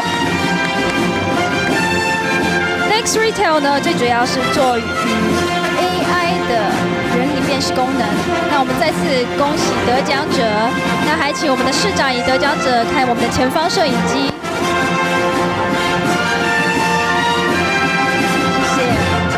恭喜！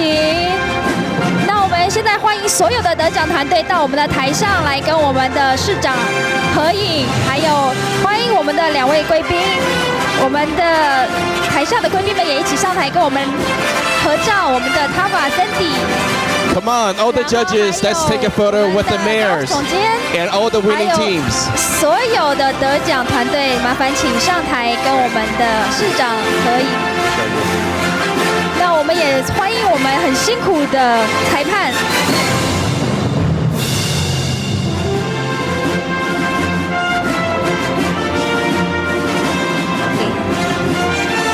来，大家请准备好 ，please。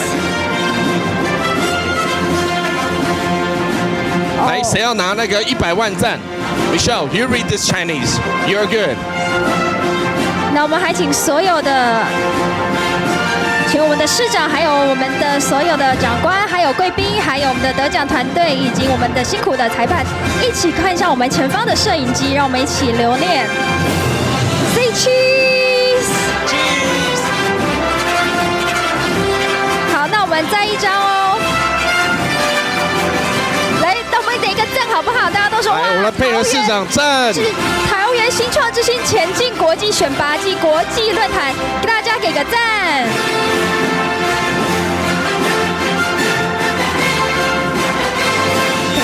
Great， 谢谢大家。那我们请我们的市长入座，还有我们的局长也入座。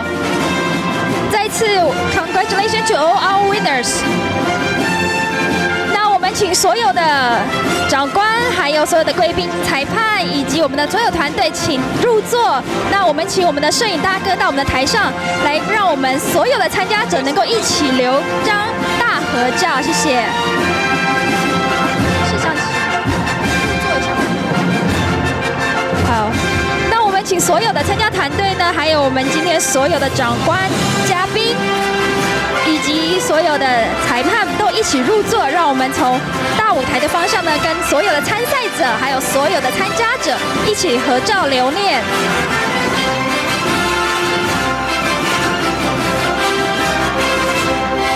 OK， 那请大家看到正前方的摄影机，大家都准备好了吗？我们的评审还麻烦请入座哦。All the judges, please be seated, and all the teams, please be seated. And please look at the camera at the front. Okay, say cheese. 来，让我们以最热烈的微笑，还有我们最开心的姿势来跟大家看着我们的摄影机，好不好 ？Say cheese. 然后我们给大家一个赞，好吗？后面两位笑得很开心，小姐对，笑开心点就是你们两个。来，麻烦你们拿一下那个青年事务局的扛棒。OK， 来大家说一个赞，好不好 ？OK，thanks very much for coming today。让我们来一个大合照。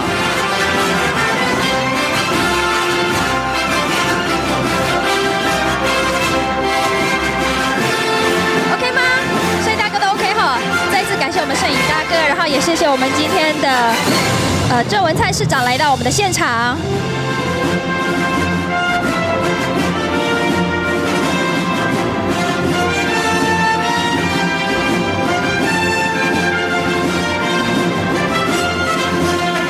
再次感谢我们的郑市长百忙之中还抽空来参加我们今天的选拔赛。那再次恭喜我们所有的得奖团队。好，我们请媒体的朋友呢，可以到外面一起做联访。好，我们请所有的媒体大哥、那个朋友们可以进行联访的。Okay, great. Let's proceed to our next panel discussion. Okay, our next panel discussion, we're going to take a closer look at the current market trends. So what is the biggest trend in Asia for AR and IoT at the moment? Okay, let's welcome to the stage to our moderator, David. All right, it's me back. And then once again, it was amazing. The team performed well. So for the next an hour, we're going to invite our panel expert. So for the first panel, let's invite Calvin and invite also Alcus. So on the stage, so we're going to talk about your investment trends. What do you see? What do you like? What do you think is going to happen? How is your portfolio doing? I think everybody want to know more because you guys are actual VCs, right? You guys are the people with the money. So take a seat. So how we're going to start this is everybody is probably going to introduce who you are, what does your company do, and then maybe talk about your investment portfolio. What teams or what trend you like the most on AR, IoT, or MRs, right? So Calvin, do you want to go first? Who you are, which company, and what you like on what you invested. Maybe 3 minutes. Okay, thank you for David for inviting us here. I'm happy to share our experience here. Basically, my name is Calvin Sun, so I'm doing it for the early stage VC here in Taiwan. Our company is called W.I. Harper, 美商中金和.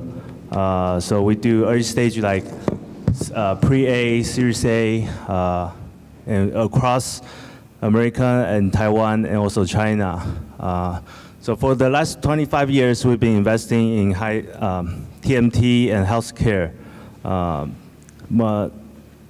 So the last 2 years, we've also been working with Taiwan government So the Taiwan government National Development Fund also invested into our fund to encourage more activity, investment, or business development between Silicon Valley and Taiwan. So among I'll say among like the dozen of investment in the last 2 years, so there are quite some numbers of portfolio are involving IoT and AR VR. So maybe later I can share the example what happened to those company in the AR VR and IoT field experience. Okay. Later, yeah. All right. Alcus? Hi everyone, I'm Alcus from AET Fund. So AET means Akatsuki Entertainment Technology. So we are actually the fund for Akatsuki Corporate VC. So this fund actually established like last October. And me, myself, actually working in gaming industry for more than 10 years, and I just actually joined this fund in this April. So one of my mission is actually trying to, because so far we invested in most deals actually from the States and also from Japan. But I actually personally, I'm from Taiwan, so I do believe lots of really potential talents from Taiwan, also lots of a really nice team is actually, for example, like working with Silicon Valley talents, or they basically got the business idea from the West and to work with the East culture. So I'm personally looking to the deals from Taiwan, Hong Kong, and also Southeast Asia. And what we are investing is actually like core entertainment, so such as like AR, VR things, but also extending to some more like casual entertainment, like lifestyle things. So we just recently did an investment in e-commerce and also e-learning, not only the core entertainment things. And well, the connection with Taoyuan is actually, I just arrived Taiwan, so it's like this morning. Yeah, so Taoyuan International Airport. Yeah, but it's great to be here. And then so back to the point. So we invested in some AR and also VR companies in the States and also Japan. So maybe later we can discuss about what our portfolio and also what the trend happening in the spaces. All right, great. It's amazing to have both of you. So Calvin, do you want to share maybe some of the trends, or what do you like to see in the company that your company invested? Yeah, so I have two examples from our portfolio company. So basically, I'm talking about one IoT company called NextDrive 联奇科技. So they are doing energy management in Japan. So I also have prepared the two video. If we can put it on. You come prepared, Calvin. It's just a YouTube video. It's like a 1 minute video. So in this video, you will see how the IoT is being used in this kind of scenario. Basically, this is a Japanese family. So this is a young couple, but they also they live by themselves, and then their parents will be living in another house. So they've been worrying about what happened to their parents' house. So they will ask the Alexa. Alexa is actually connected to another smart home device that can collect the information and then see what's going on. So in this video right now, the Alexa told them that the kitchen's been on for like 4 hours, so they spot something that's not right. So there's worry about like what happened to their mom, their parents. But actually, they're just cooking for stew food for a very, very long time. So this is a kind of a scenario that's being running in Japan by Dongjing Dianli Gongsi TEPCO. So that's the market that we are engaged right now. So this may not sound very familiar in Taiwan, but this is really a lot of things happening in Japan. Well, I call my mom, so I think that's familiar. This video made me really hungry. Yeah. So, yeah, basically, all the big power company, they want to be able to tell what's going on in the real consumer household, what's going on. So they be able to adjust the power storage and because the cost of the electricity come in different prices in different times. So they need to know better to help them to take the next level to the more smart electricity provider. So you want to play the second video, or? Yeah. So the second video is about AR VR. The third floor is a frequent contributor in the visualization and virtual production of today's most epic film and television projects. So The ability to execute rapid iteration people are familiar of with the creative US ideas within TV show real-world Game of parameters Thrones. is the This is third actually floor's used expertise. by Game of Thrones to Demonstrated shoot in this past the season's scene. scene from HBO's Game of Thrones is a So real-time as you know, most interactive TV series or visualization movie workflow. that Capabilities is more include and new more ways to scout sets, very plan practical shooting, VFX and frame heavy the special action effects. virtually. So they Advancements need from game to engines are at the hub spend a of lot many of time possible and money future media creation on and creating the consumption special pathways, effect and in are the only movie a or the beginning in a TV sea series. of possibilities So for the this way tool content allow can be them, this visualized, platform allow them developed, and to viewed. engage more tools that they can help facilitate the shooting better and then save them the cost. Because actually a lot of US companies die because of spending too much. Before the movie's out, they are already dead. Great. So these are the two examples I can share with the people right now. It's like most, because from these two examples you can see IoT is not just about the technology, it's more about the use case. So if you really need to use this scenario and this technology can apply, can be an assistance to this scenario, then it can become a real business case. And also for AR VR, I personally believe in AR VR very much, but it's going to take a long time because of the infrastructure, everything. How much time do you think? Maybe another 5 to 10 years to be really consumer usable. Okay. Even like 20 years ago, VR is already there. Like Nintendo, they have the Virtual Boy, whatever. Sure. So this virtual games already exist. It's just that infrastructure and the technology cannot show better presentation compared to the device today. Yeah. Maybe we'll ask Alcus, what do you before you jump into sharing your investment portfolio, do you also share the same note? Maybe it takes another 5 to 10 years? About VR or about IoT or in general?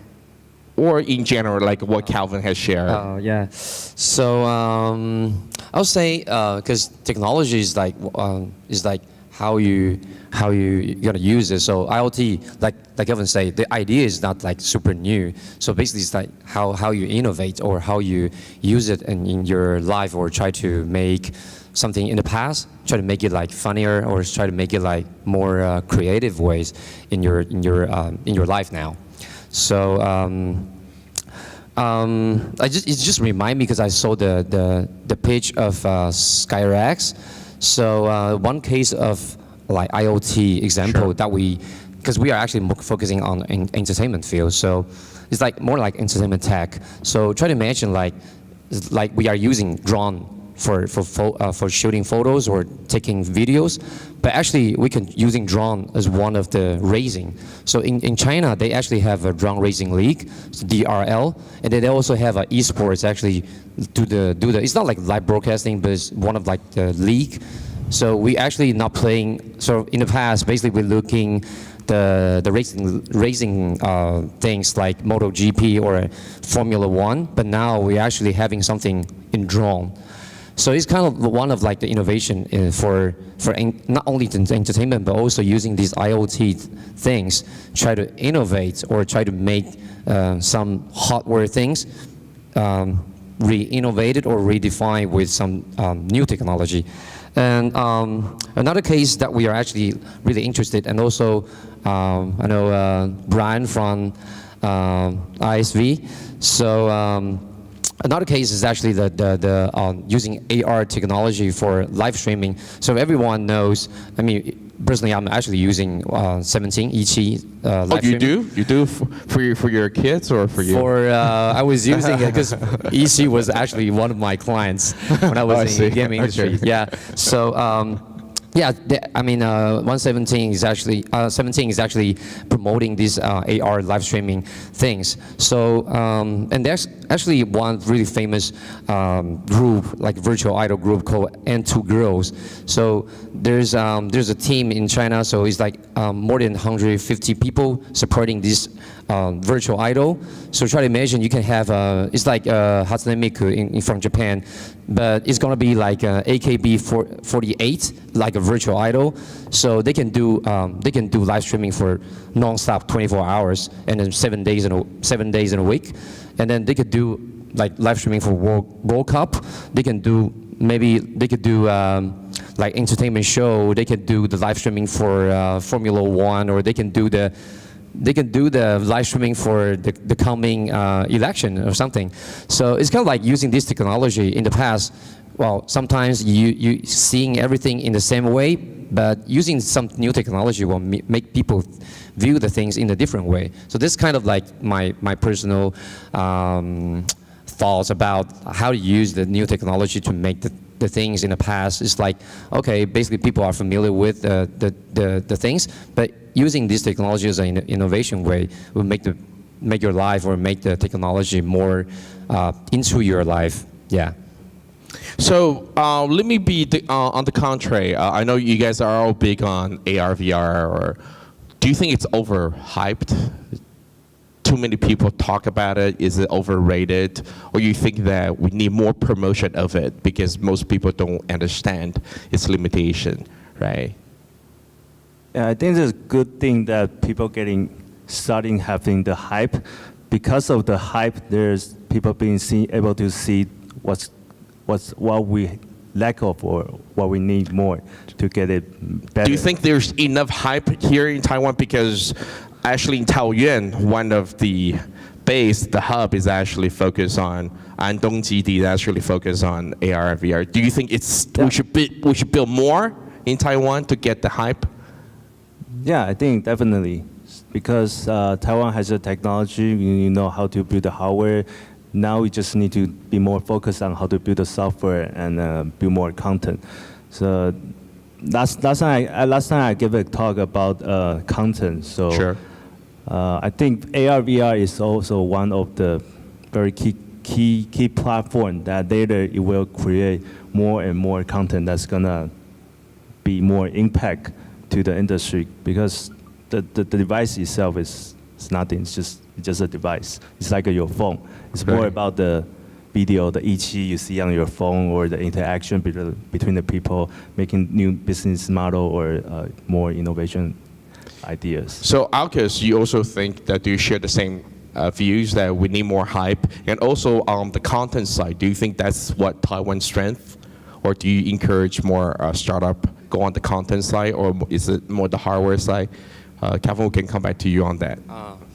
I kind of agree on what Calvin says. Like I think the hype is actually kind of the way to make people get familiar with what's going on here. So even my mom say, hey, try to see this video, because actually someone using VR to have medication, or try to help something in the past that we couldn't solve the problem. So and also AR. So one of my auntie, she's actually in Taoyuan. Okay, so yeah, Taoyuan人. So she told me how to use the camera effect from Facebook. So it's kind of surprising me. Wow. It's like, okay, this is kind of like fancy things. In the past, it's just like a technology, but using this technology, like what I mentioned, is like to make things funnier, and then it's like easier to use. So basically, everyone has a Facebook account or Line, and then my kids or my auntie that I mentioned is like using this line or some special effects on stamp, or like some easy thing for social networking. It's kind of like easier for them. So like just retweet what Kelvin say. I think just like the hype is just kind of like one way to make people familiar about what's going on around the world. I think, for example, like the camera effects, I take it as an example. So people, it's like a platform that Facebook is trying to promote, but so try to imagine so maybe one day, everyone, every developer in Taiwan, because I do think if you want to make a nice game or a nice content, like promoting to the general, the consumer in general, you need to take lots of time and you need to take lots of money.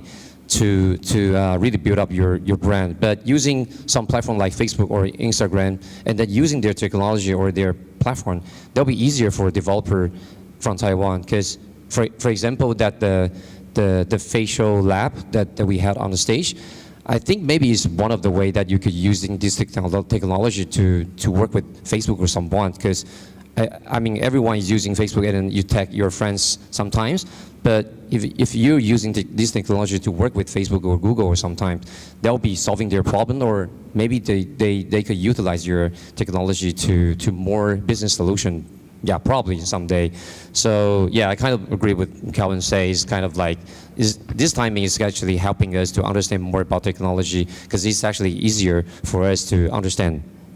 Okay, before we jump in, how are we doing for time? Do we still have time? How much more time?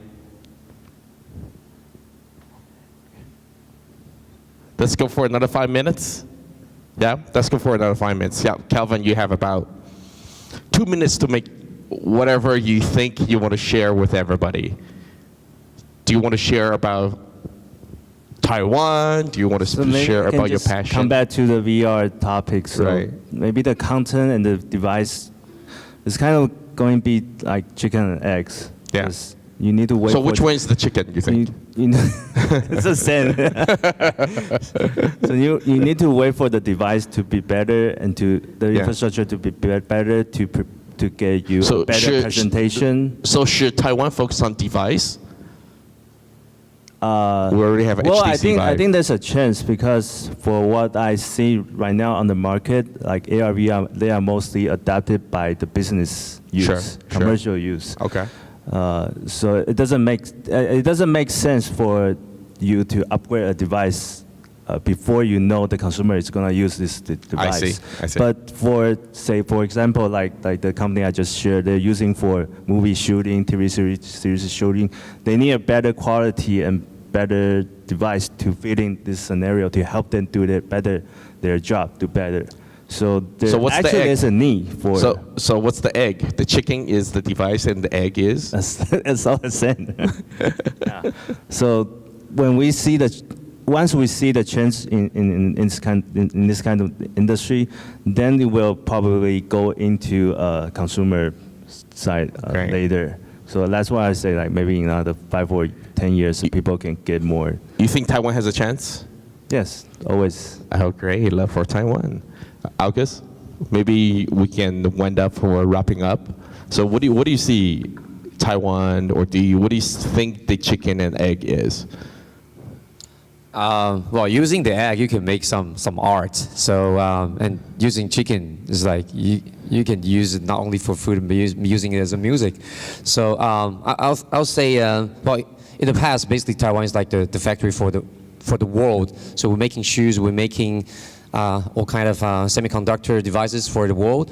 But I'll take a SkyRX. You guys need to treat me a lunch. I'll take the SkyRX as an example again. So I like what Yvonne just say when we are just discussing internally. She just mentioned, for example, like we have drone manufacturer here, but we are actually doing the outsourcing or the OEM things for the brand. But in some cases, for some day, we try to develop our brand from Taiwan. The brand frame made in Taiwan, but we need something to bundle the solution. So, for example, like the DJI or what kind of like Garmin, someday they want to do the brand about the drone. We need something like SkyRX to help them to promote the whole solution. So, for example, like GoPro. GoPro is actually like a device for shooting sports or when you dive.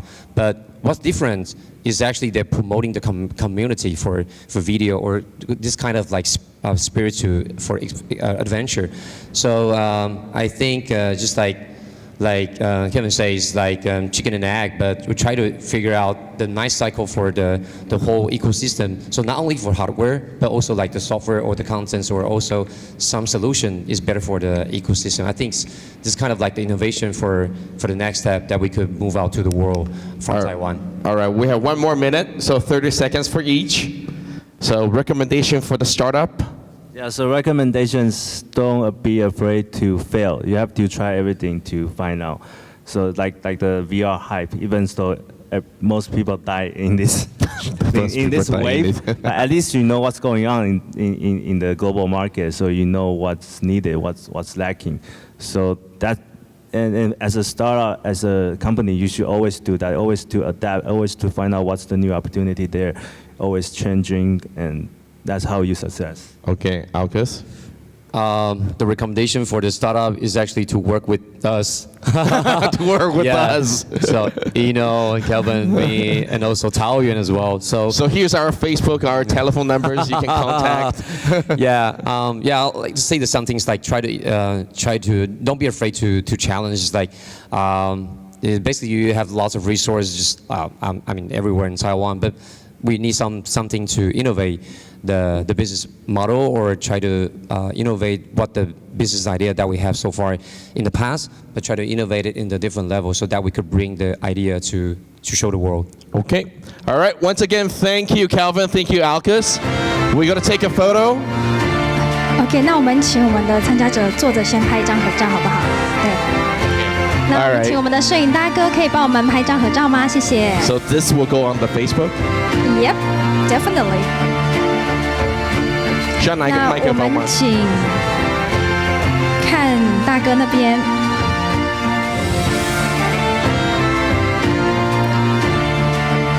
好，那我们再请大哥帮我们拍一张那个站起来的合照，好不好？谢谢。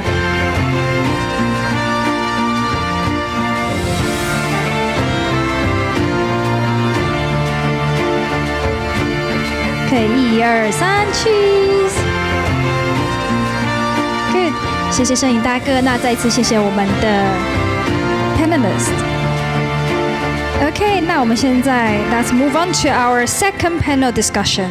The topic we'll be sharing will be how to become the next Facebook. All right, we're going to invite Michelle, Yvonne, and Brian. This is going to be a fun panel. I think we can discuss until 4 o'clock p.m. Not saying that Calvin and Alcus are not fun. That was great, but we're going to see a different kind of fun. This panel is ability to stop people talking for 10 minutes. The insight they're going to share is going to be so amazing. I'm so looking forward. Thank you so much, Michelle. My pleasure. Yeah, Michelle. Yvonne, thank you. I know everybody has a lot to say. Same thing, we're going to use the same method. Everybody will have about 30 seconds to reintroduce who you are, what does your company do, and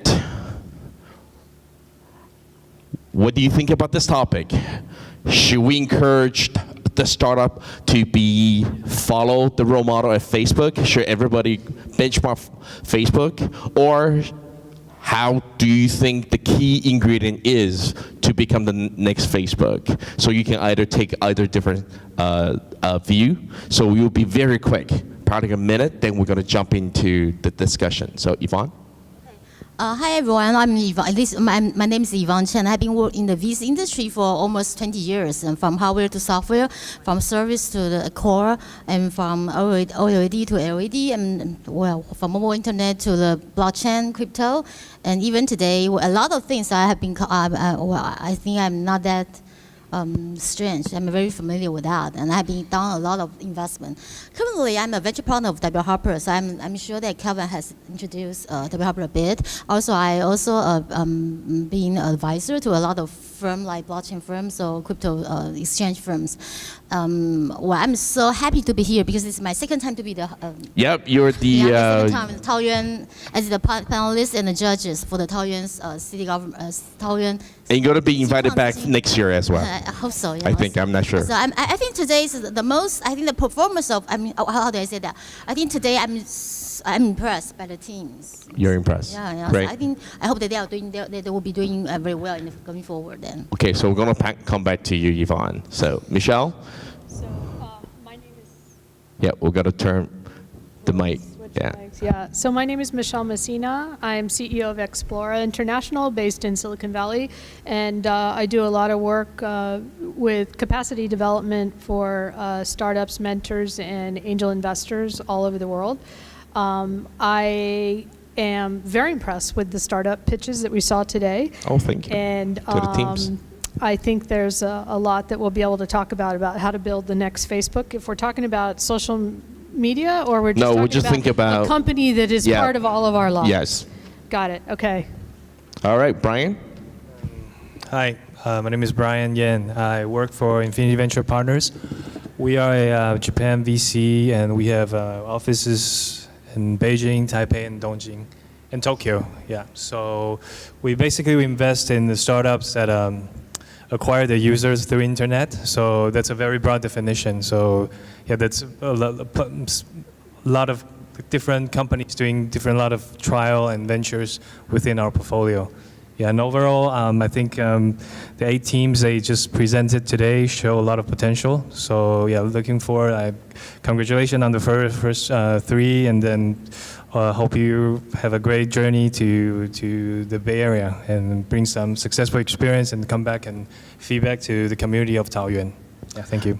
All right, great. So who want to go first on what do you think the key ingredients are for building the next Facebook? You could be the next Google, you could be the next SpaceX.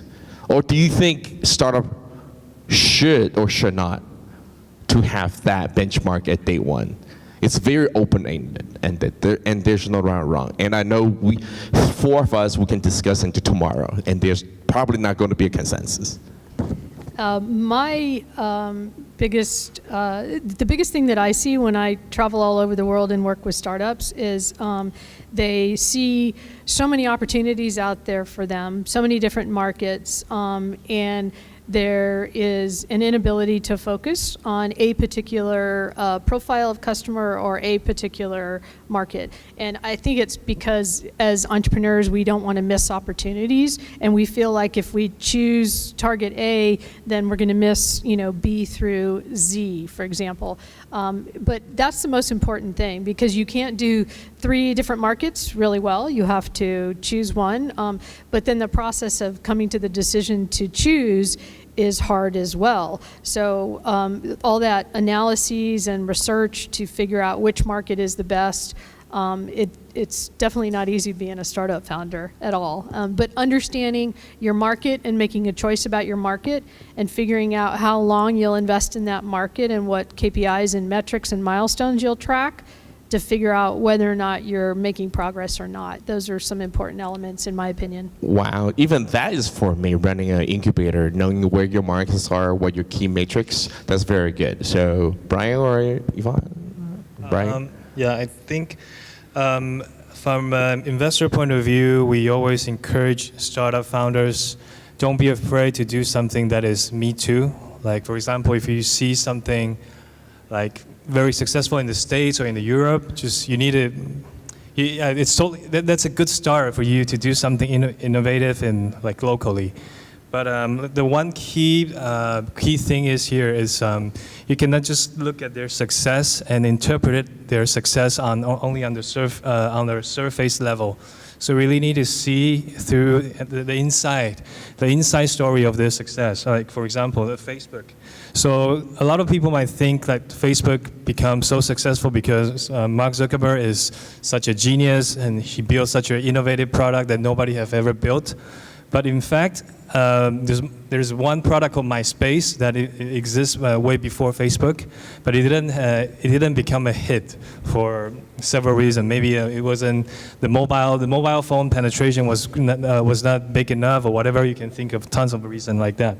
But actually, Facebook, you cannot. Okay, I guess what my point is, you need to get rid of those elements that is random in. That consists of Facebook's success. So Facebook's success, the success of Facebook, it's there's one very powerful driver behind that is the cultural context. So America is such a powerful culture in the world, so that makes Facebook's success become like, it makes sense and it's easier. So you cannot really build a Facebook. So if you just look at Facebook and say, hey, so I'm going to build a platform for older people, for them to connect between themselves, between their community, and then it's not going to work. And also, if you started from Taiwan, then you're going to fail. I can guarantee that. So you really need to see that Facebook success. Facebook built up their core business not until their COO, their current COO, I think it's Sheryl Sandberg, before she joined the company, Facebook business model was not like very mature. So I think you need to go back to the basics, like management, and also the management of the company, the operation, and all this stuff. Yvonne? Okay, sure. Well, I think before I start, let's take a few facts about Facebook.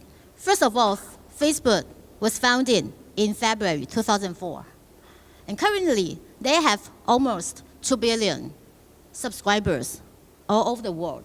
Asia is about like 40%, and North America is about like 14%. Look at that. What does it mean by that? You know, Facebook is already the largest country in the digital world. Wow, that's amazing. That's why China abandoned Facebook. You know, when I used to, I think most of people might know that I used to be in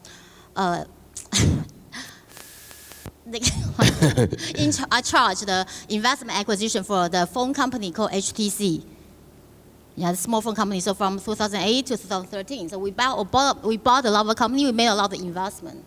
Back then, I wanted to invest. We would like to. Once would like to make investment. I mean, into Facebook, but that was impossible. So we went to China. We looked for the Facebook in China. So we went to Ren, Zhou, Chen Yizhou. We also went to Kaixinwang. And also we went to We.com. A lot of the mobile social. I mean, I should say the social. The enterprise social leader in China, but it's different. It's very different. Just like Brian said, it's very different. There is a Chinese saying, 橘与怀为止. It means that when we call orange here in Taiwan, but you might call it a different name in the States. But they are, in essence, they are the same, but there are some differences. My point is that. So what does it mean by that, Facebook? I would just like to share with you, entrepreneurs, startups, you know. It means influence. It means influence, impact. Yeah. Impact. Whatever you do, I mean, ask yourself, why do you want to do that? You know. So plus, you are a Taiwan based or Taiwan-oriented team. So what's your advantage? You know, what does it make different from you and the team in Silicon Valley or in London? You know. So you have to think about that. So mostly, I would like to encourage people. I mean, encourage the team here that we should use Taiwan as a base, but we should target global market. But not every country of the world. You have to select 1 or 2 as your focus in the initial stage. If you are good as manufacturing, what's your next or the first or the initial market? You have to think about that. Southeast Asia, China, Europe. There are also France, Germany, a lot of different cultures. There are also the cultural differences. Still, you have to think about that. You know? Once you decide and just go for it, you find the right team, make the right strategy, and just go for it. I think this is important. So I think this is something that I would like to share with you. That Facebook they came to today. I mean, it's very. I think I really respect Mark and all his team. You know, but I hope that we will find a few team here in Taiwan. They can be the 大力光, you know, in the future. You know, 大力光is called larger precision. This company is one of they made the camera, the module for the Apple and for those phones. So they are the number 1. The camera module here, but they are a great team. You know. I know. They founded in 1987, and they went to public in 2002. So I think this will be some sample for you guys. I mean, for you people here. I mean, to think about that. So know your markets from Michelle, right? Building an influence or building an impact, very importantly. Brian, you talk about not afraid to take something and innovate locally, but you need to know what that actual insight is instead of just focus on surface. I know 3 of you are very qualified. You guys work with startup not only in Taiwan but also in different continents. What do you think the advantage of Taiwanese startup on these 3 aspects? Do you think we have what it takes to know what that market is? Do you know we can create influence globally, or are we clever enough to take some of the innovation abroad and build it big? What do you see based on your experience, maybe working with the Taiwan startup team or invest actually? What do you think are strengths in relating to the aspects that three of the panelists has shared? For example, like micro PC, do you think they can make impact? So we're having a side conversation about micro PC because we both like them as one of the companies. And we think they Micro PC, where are you? Raise your hand. Yeah, there you are. Yes, the judge. They like it, you very much. So this is my third visit to Taiwan since November. Yes. What I like about Taiwan is that it's not China. Amazing, great. Same here. I've been waiting for it all day. There's a different spirit here with the entrepreneurs, and there's sort of a different environment here. I've traveled a number of places in China, and it's definitely it seems like more restrictive and more. The entrepreneurs are more hesitant, and the environment is big, but it's complex. I think the thing that I've seen from working in 60 different countries around the world is that the smaller the economy, the more nimble, flexible, and fast they are. Oh, great. And that's what I think I like about Taiwan in general. And you guys are very well connected to everything that's going on in the world. So small here. Yeah, but you don't have the same kind of information censorship that I see in China. So those are some of the things that I like about Taiwan, and I think those are some of the things that can really propel the startups into building, big global technology companies. Great. So Brian, what do you think? Taiwan strength, the talents, the startups? The strength is, I think we have very limited market.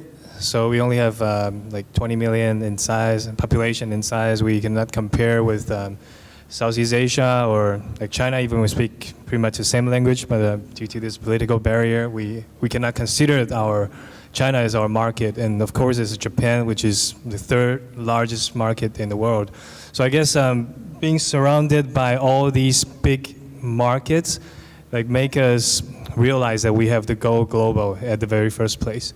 So since I joined Infinity Venture Partners, nearly all the startups that we contact or we have a conversation with, they more or less all they understand they need to go abroad. So I think that makes Taiwan I think not only a good place for it's a very, very good place for foreign company, for foreign venture to join, because I think the startups from abroad and locally can really have a meaningful interaction. And I think with this feature, I think our community can be really strong and very differentiate themselves from Chinese community or Japanese community, which focus mostly on their domestic market. Yvonne? Also, one thing that I would like to share with you is that try to find from your product, your solution, whatever you do, if you could find if you could have the universal value value inside of it, it would be great. And for example, like the movie, there is an old movie. Old movie, yes. Old movie. Maybe it's called 新天堂乐园, New Paradise, or it's an Italy movie. Have you heard of that? Anyway, it's about love, but it's not that. It's about all love. kind of love, But from the love to the movie, and the main father kind, the main kind, all kind of love, Yeah, because there's something in common that without language, universal. without cultures barriers, but you can feel the love, Like take the first team, Love Nuts. I love nuts. Yes. I think actually you can do very well if you could take that and more into your solution. And why I said that, I'm sure that most people will still recall the World Cup, Croatia, because I bet for Croatia. Croatia is such a small country. They went public. They went independent in 1991. I think 91, and the population is about less than 5 million. Okay, less than 5 million people, and the size is just a bigger than Taiwan. Taiwan we are 3,600万平方 It's close to 40,000 square meter, yeah. And Croatia is only like 50,000 square meter. But you know what? Through the football, it's called football, right? Yeah, football. Soccer, football. So they made them seen by the world, you know. And also, I like their president, the female president. Oh, I like her very much, you know. So I think this is good impact. So I just take this as an example. Hope that you will understand what I'm trying to share with you. Try to be universal. Try to make an influence. Try to make an impact. And the future is female. I know. I know. Yeah, Future so is females. Yeah, that's why we are here. Right? So girl power, more girl power. So if Taiwan want to have, or Taoyuan, you know, want to have more startup team that make a global impact, find something the good market, what kind of suggestions or recommendation would like to have, you know, use the advantage of Taoyuan, right? I think it takes a long time to build success. And I think the problem is that people get impatient after, you know, maybe 2 years of, you know, we put a program in place and we've got some startups and we have some mentors and after about 2 years, people get impatient, you know, because they expect success to happen much more quickly. But I think that the first thing is you've got to have patience and you have to have a long-term vision. Sure. And then the second thing is you have to build bridges with the right markets around the world. And you have to have, you know, sort of the right people in place in different markets to help open the doors for the companies. Companies, more than anything else, before venture capital, no disrespect, but before venture capital, I mean, you guys want to see them having customers and traction and adoption in the market. And when you see that, you're going to invest more money, right? But before they get to that stage, they need somebody who's helping to open the doors in the right geographies, in the right sectors, and that sort of thing. And so the long-term perspective, the long-term vision, and then the right resources in the different places around the world, I think are the essential elements. And having a 10 to 20-year horizon is really essential. Silicon Valley's got a 60-year history. It didn't happen overnight. Right. Okay?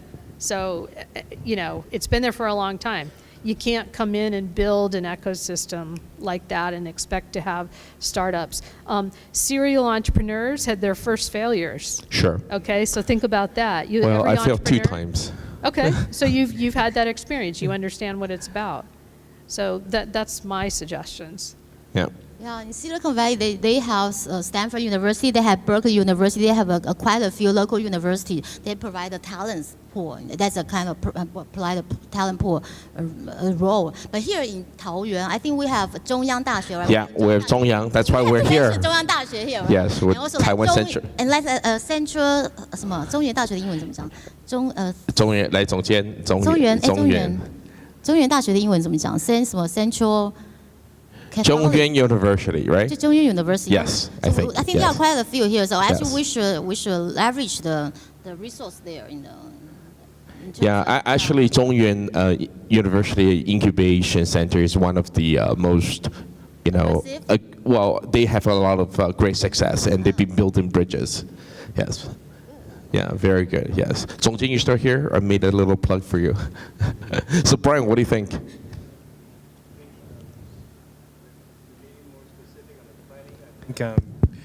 Taoyuan is like it's a hub because we have the only international airport here. So great! I guess that's a good gift that the county of Taoyuan has. So if the government can build like some sort of can create an institution like the TSS at Taiwan Startup Stadium that we have in Taipei. Sure. I think that kind of or like that we create this community incubator or accelerator that we put them in, let's say, a building near the airport. I believe we have some like government planning there, right? Like right, and we do barbecue during the summer, right? Yeah. That's correct. Yeah. So I guess at the very beginning, incubator and this community members are really important. So how to build that, it might be a good start for building like up the whole startup community further. So Yeah. Linko part of Taoyuan. Who? Linko part of. Linko is actually part of the new Taipei city. Yes. So, what are the latest trends that you see, Yvonne? Been talking about blockchains, and crypto. And Yvonne is a strong believer that Taiwan actually has a chance. Blockchain Island, crypto nation. Yes. Crypto. Well, I think we have the great talents here. They are so good at the technology and making commercialization. So I'm sure that plus our how should I say that I think we also have the legacy of the industrial support. From the past. So we think this would be one of the hottest things that will happen from now. Going forward. Yeah. So I think blockchain. So Yvonne likes blockchain. So Michelle, what do you like? Well, I'll tell you what I see. Right. I see all over the world a lot more AI, big data, machine learning, all that kind of stuff. I'm starting to see that applied in so many different ways that I never thought possible. Sure. So I think that just speaks to the creativity of entrepreneurs looking for, gaps in the market, problems in the market, and solving it through that. So I'm pretty hot on, big data and AI stuff, very much so. Brian? You going to talk about Ichi or? Probably next time. Yeah. So I agree with Yvonne because I believe the opportunities for Taiwan startup ventures exist in the field that has limited cultural context. By saying that, I mean like e-commerce. If you want to build an e-commerce platform and you want to promote it to Japan, or even China or Southeast Asia, it's very difficult. Yeah, but blockchain is like culture-free, politic-free. So it's neutral, decentralized. It's just code, just particles. Yeah. So as long as you can think of some applications that really create value for the people, I think you can go anywhere. Is that why Infinity Venture Partner invests in MyCoins, Bitmarks? Oh no. Robinhood. Yes. Yeah. So actually, we do invest in two of the companies, but although we are optimistic about this field, but there is also some criteria. For example, we don't really directly invest in the so-called ICO or these businesses that have a lot of volatility.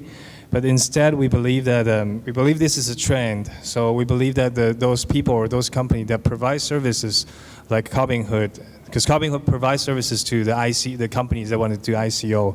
So we believe the value they created is much more, and the impact they created is much more than those companies only do ICO. Brian, can I ask you, go on tangent? Do you think there are too many or too few markets that is out of the Taiwan? Right now we have MyCoin, we have Bitox, we have Robinhood. Do you think we should have 10 or 100 markets out of Taiwan? It looks like we're doing pretty good in launching markets. You mean exchanges? Yeah, exchanges. It's hard to say, but I guess as long as we have a very healthy regulatory framework, and then I don't mind we can have 10 if we can run 10 exchanges in one country, and then that's awesome. Then we automatically become the financial hub of this crypto world. I mean, London runs like metal exchange, stock exchange, and a lot of different exchanges. So I don't think that the quantity is a problem. Just I guess we need to create that environment that attract both some local exchange or foreign exchange to come here, because they create the volume and flow. Yvonne. So David, you might know that a good friend of mine. Yeah, you have a lot of good friends, Yvonne. It was for NASDAQ. They already know the transaction per second about the scale of the transaction per second is million. Wow. You have to have the capability, and scalability. Plus the hacker, the vulnerability, a lot of things. You have to think about this. So I think ICO is definitely. I think there are great potential, but still the challenge are so. So many. In front of us. Yeah, I think we still would like to know more about that. But plus, I would just like to take blockchain as an example because it's a kind of like the technology block, right? Yeah. It can be applied to the many domain, many applications. Yes. For example, a friend of mine, she lives in London. She's a curator of in the art industry. Remy, she told me that she's from Korea. She said, "Oh, Yvonne, you know what? In our art industry, recently we're talking about blockchain so much. We would like to, take blockchain to adopt into our system." I'm so art industry. Yeah, surprising. Art industry. Wow, that's amazing. So just that's something that Taiwanese can do. We can do that. Because it's universal. And it's influential. It's digital world. No boundary. Good market. It's neutral. Oh, very good. Very good. We have about 3 more minutes. I said time flies. Time flies. I know. Maybe each of the panelists would like to spend probably 1 minute to give advices and recommendation to the 8 team that pitched today. Maybe not mention a particular team. Maybe you can talk about what you like, and I think maybe that is the direction they should go full force, or maybe some common elements that you see that should be encouraged. Maybe they just don't know that they're doing the right things. Brian, you want to go first? I know you like a lot of teams. Yeah, I think, well, this is a very short pitch, so it's indeed very challenging. So my advice would be you need to understand the criteria. So you need to prepare the pitch just to sort of accommodate this, the judges' criteria. So you really need to address that each question or criteria that is presented in front of judges. So I guess that's, so I don't know if you guys get to know the criteria before, but they did. Yeah. So I guess that's I'm like a mom. Yeah. So that's actually kind of disappointing then. If they saw the criteria in advance and we kept asking the same questions of the 8 startups. They talk about that, but just something that there's I found some I still need more about that, but just maybe recommendations on how the team do a better job in, while they already know the criteria. What do you think they should? What do you think the missing link was, or do you see that's a very common thing in Taiwan or Asian startups? No, I don't think it's endemic to Taiwan or Asia. I think it's just the founder mentality. We love what we love about our companies, and that's our baby. And we have one way to pitch because we believe the story should be told in a certain way. But when you have a criteria like this that's very specific and precise, and time is so limited. Exactly. I think you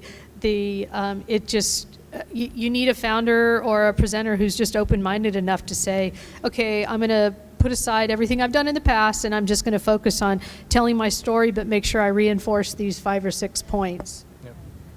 Okay. Yvonne, you want to say anything? I know you. I think I like because I used to work for HTC. So when I hear someone from like the official apps, it's so HTC style. You're so good at marketing. Yeah, I like it so much. It's worldwide class. The presentation skill. I just would like to ask more questions, but just the time is limited. But you're doing. I think it's great. Actually, great job. Very good. Very good. Very good. Overall, very good. Yeah. So and there one more. Yeah. I wrote a note before Great. I came here. We have 1 more minute for the note. Because recently, a lot of like our leaders, national, in the state level, say, yeah, we need to use the mic, Yvonne. Unicorn. I'm so afraid of hear about unicorn anymore.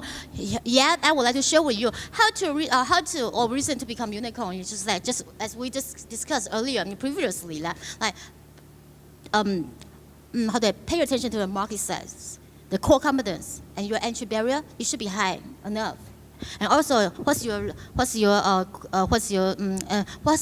can you bring the significant impact to the world, to the market, and not mentioning about that your growth momentum should be reliable, and also your customer. How about your customer or your partner relationship? If you are a manufacturer, what's your partner? What's your production strategy is very important. Take MLCC as an example. there was a big shortage of MLCC, right? So it becomes a headache to most of company here. Just think about that. Okay. So Yvonne concluded that she gave her views on the unicorns. Michelle, final words, 30 seconds, encouragements for the teams. Keep doing what you're doing and have a long-term horizon, but most importantly, find mentors and advisors to help you. That's a really good way to mentor advisors. Eliminate some of the mistakes and things like that. Mentors and advisors. Okay, Brian?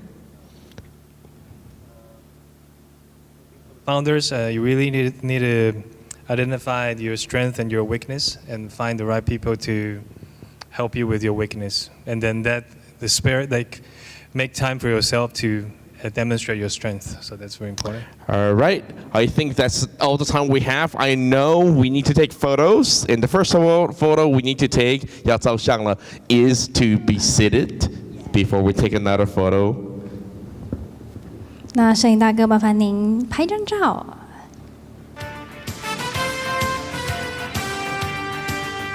Thanks to our great discussion we just had.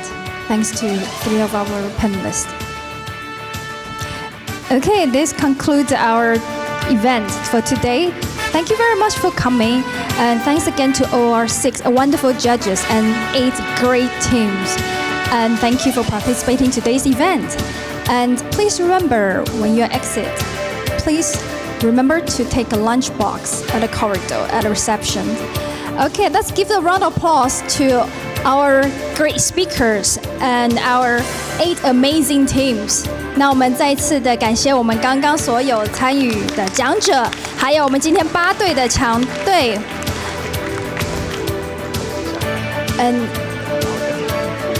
那我们再次感谢今天所有的参加的各位。那我们呢，请大家在后方的出口退场。那我们在我们的刚刚 reception 的那边呢，有提供餐盒给大家领取，所以大家都不要忘了领取你们的餐盒哦。You can collect your lunchbox at the corridor. 那我们再次谢谢我们的6位评审，还有我们8队相当实力坚强的团队，让我们再一次热烈的掌声，谢谢他们。那谢谢大家今天来参加这个活动。那我们很欢迎大家在会后跟我们的6位评审做一些互动，还有刚刚有领到我们的奖品这本书的朋友的Decoding Silicon Valley 的 Insider's Guide， 那麻烦请再找我们的 Michelle 来做签名。好，再一次谢谢大家。那我们今天的活动就到此结束了。那我们今天2018年桃园新创之星前进国际选拔暨国际论坛在此正式的结束，谢谢大家的参与。Thank you for coming today.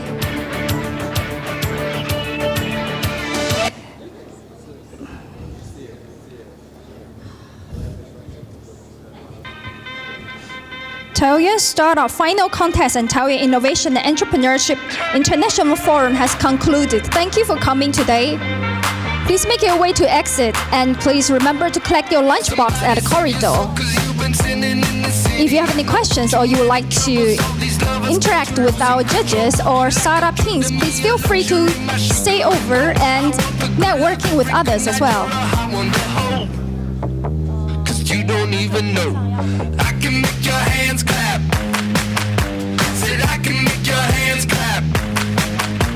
Somebody save your soul, 'cause you've been sinning in the city. I know too many troubles, all these lovers got you losing control. You like a drug to me, a luxury, my sugar and gold. I want your sex and your affection when they're holding you close. 'Cause you don't even know. I can make your hands clap. Thank you for coming today. It's great to have you all. Am I the only living soul around? Need to believe you could hold me down. 'Cause I'm in need of something. 那我们欢迎参加的朋友们可以跟我们的新创团队或者是跟我们的评审做一些交流。那也不要忘了出去的时候领取您的餐盒。再次感谢大家今天的参与。我是今天 MC Lillian. Nice to have you all today. Thank you for coming. I can make your hands clap.